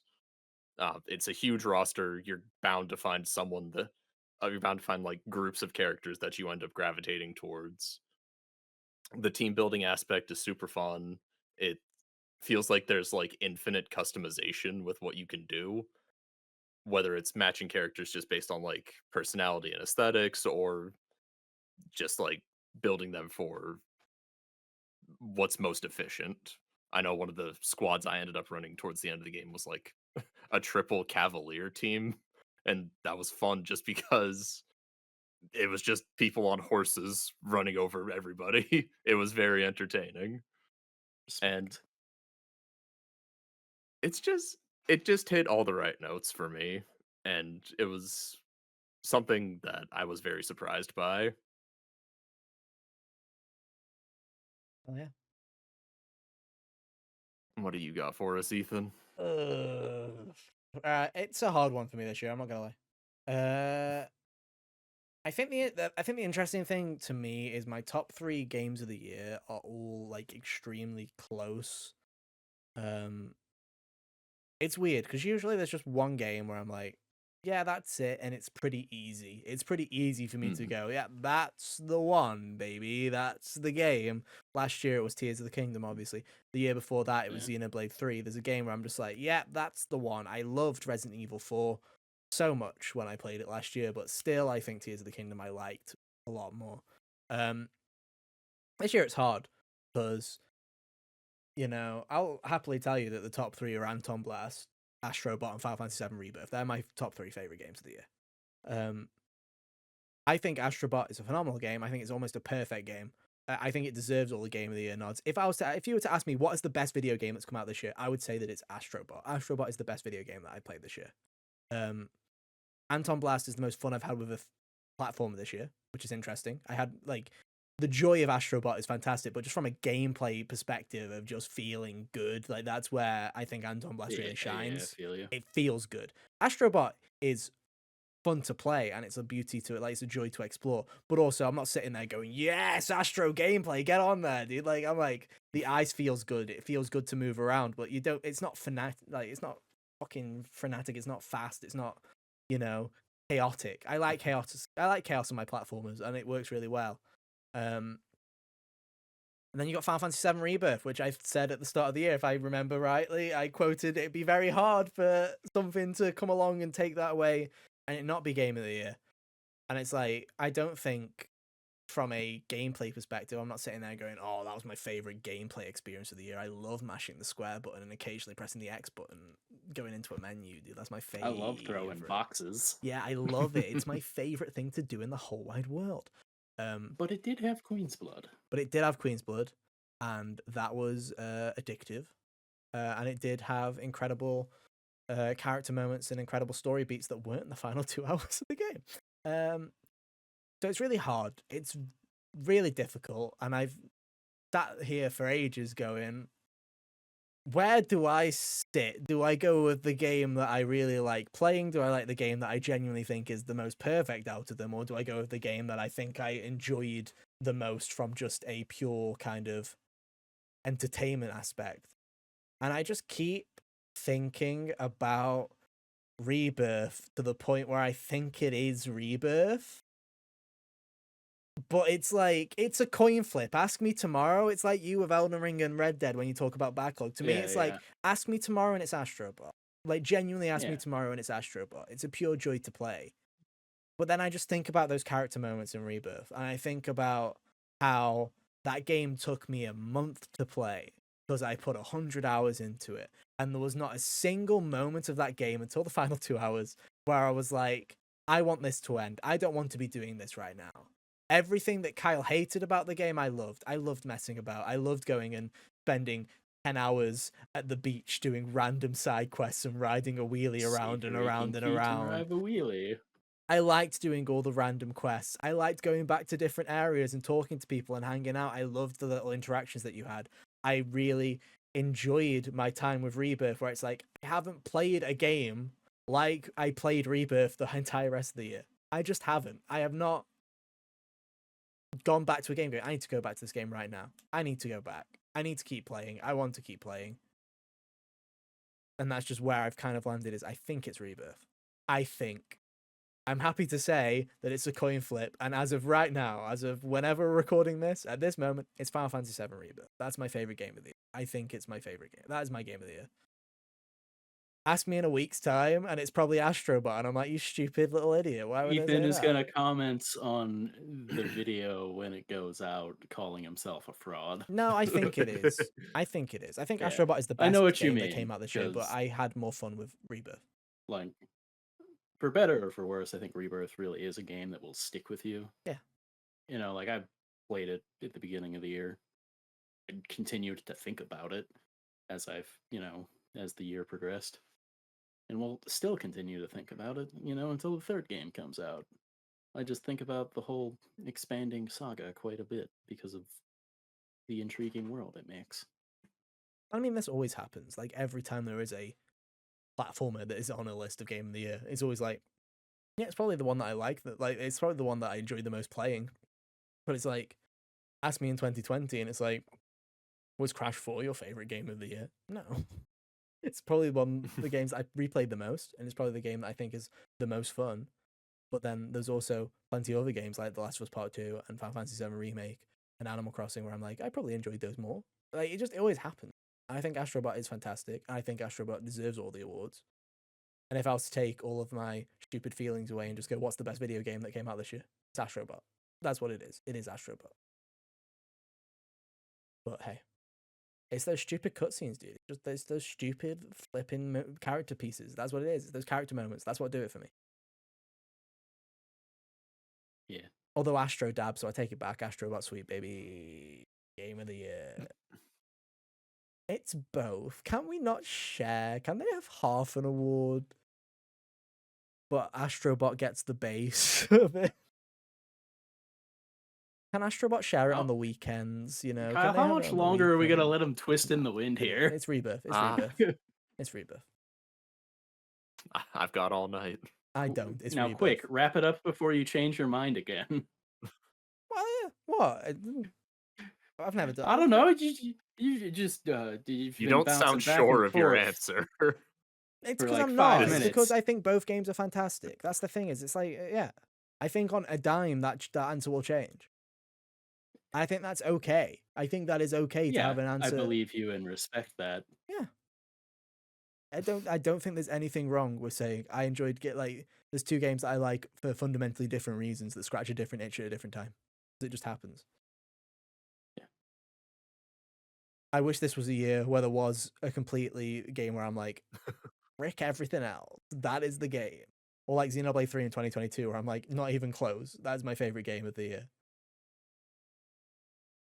I think it also, It is. Yeah, it's like Rebirth is more Remake, and Remake was my 2020 game of the year. I think that's why I feel like kind of icky giving it. Does that make sense? Because it's like, it was already my game of the year in the past, and now a better version of it came out, and I want to give it game of the year again. This is how I felt about Erdtree, but I'm in my head, I'm like, I mean, it's a better version of it, and I You had can more fun. start remake or rebirth cold. You shouldn't, but you can. So there's that. If you do, you're a monster. And it's But not like Rebirth is a DLC for Remake. If you pointed a gun to You my know. head, though, and was like, you need to force people to play a video game, I'd be like, you get on Astrobot right now, you flipping traitors. Like, everyone's Oh yeah, on like Astrobot. 10 times out of 10, I'd recommend Astrobot to someone No. over the Final Fantasy VII remake. Oh, I'm the exact same way. I love them both equally. They're both my children. Yeah. But today, Final Fantasy VII Rebirth. Cool. There we go. Get out. It's 3 hours. The theaters. We've ran out of rent for the theater. It's over. Get out of here. What are you waiting for? Go Ra- home. wrap it Movie's up. Over. Where are the Muppets? I promised Muppets. Where are the Muppets? What do you mean we couldn't get them? Oh. I spent too long umming and ahhing. We ran out of Muppet time. I'm sorry, guys. They left. I'm sorry. I got you a little bootleg here. Oh, yeah. Oh, Kermit great. the Turtle. Kermit the Turtle. Yay! Yay! Yay! Hi-ho! Kermit the Frog here. I can't believe he spent so long umming and ahhing over 2 mediocre games. Yay! Links on screen right now. Next week, it's the Fantasy Critic special. Look forward to it as we look forward to the future of what gaming has to offer. Will Ethan yet again pick Hollow Knight Silksong? Will Kyle and Hunter create a tumultuous battle for the next annual, for the years to come? Potentially. Will I ruin past Ethan's night? Who knows? I don't know. Who's to say? Who knows? But yeah, we'll wrap it up here because this episode has gone on long enough. This is going to be a hell of a one to edit and render. So we'll leave it there. Thank you ever so much for hanging out with us, guys, this week. We'll be back next week for the fantasy draft. But yeah, until then, have an awesome end of the year, and we'll see you next year, I guess. So yeah, see you then. Bye. See ya. Toodaloo. Guys, is it too late to change my answer? Yes. Damn.